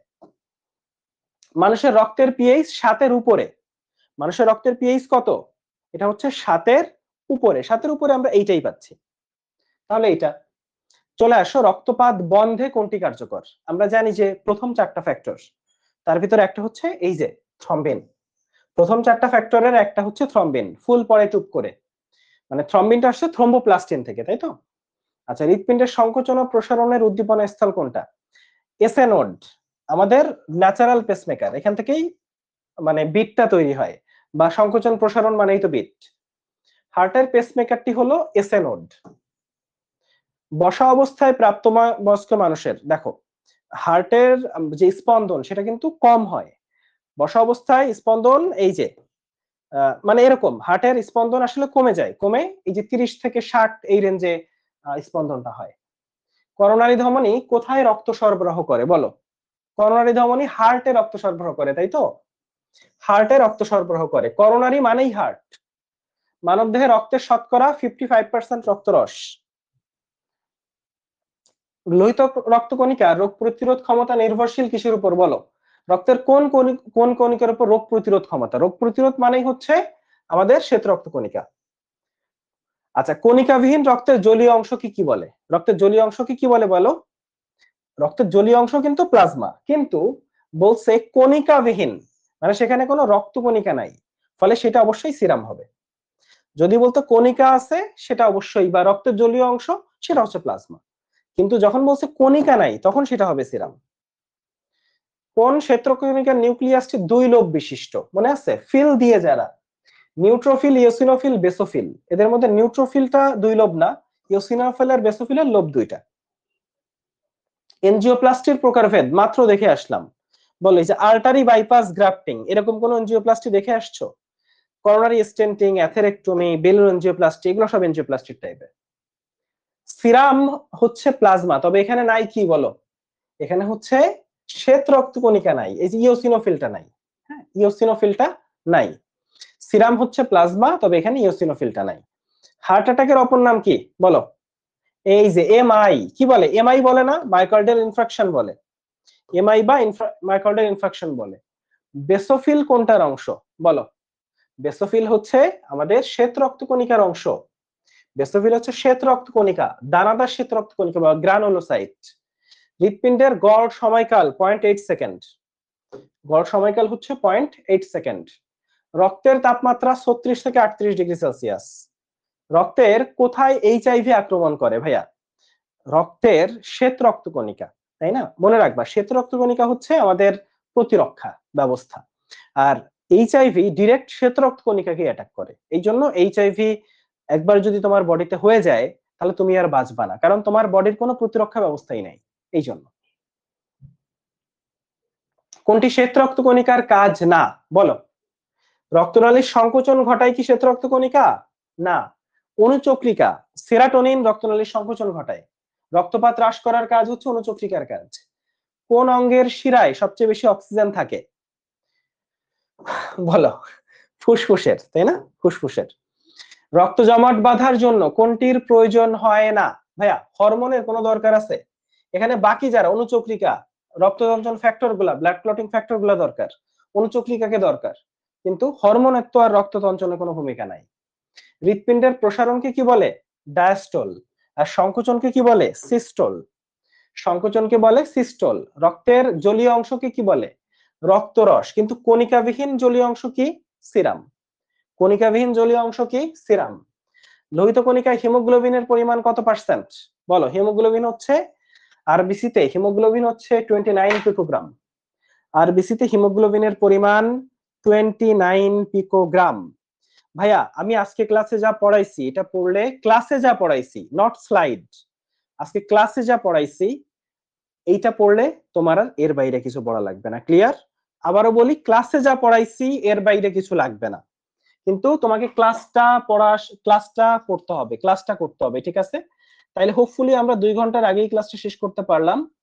আজকের ক্লাস হচ্ছে, হ্যাঁ আমি দাগানো স্লাইডটাও দিচ্ছি, দাগানো ছাড়া স্লাইডটাও দিচ্ছি। তো যাই হোক, সবাই ভালো থাকো, সুন্দর থাকো, সুস্থ থাকো। আজকের ক্লাস এ পর্যন্ত। আল্লাহ হাফেজ।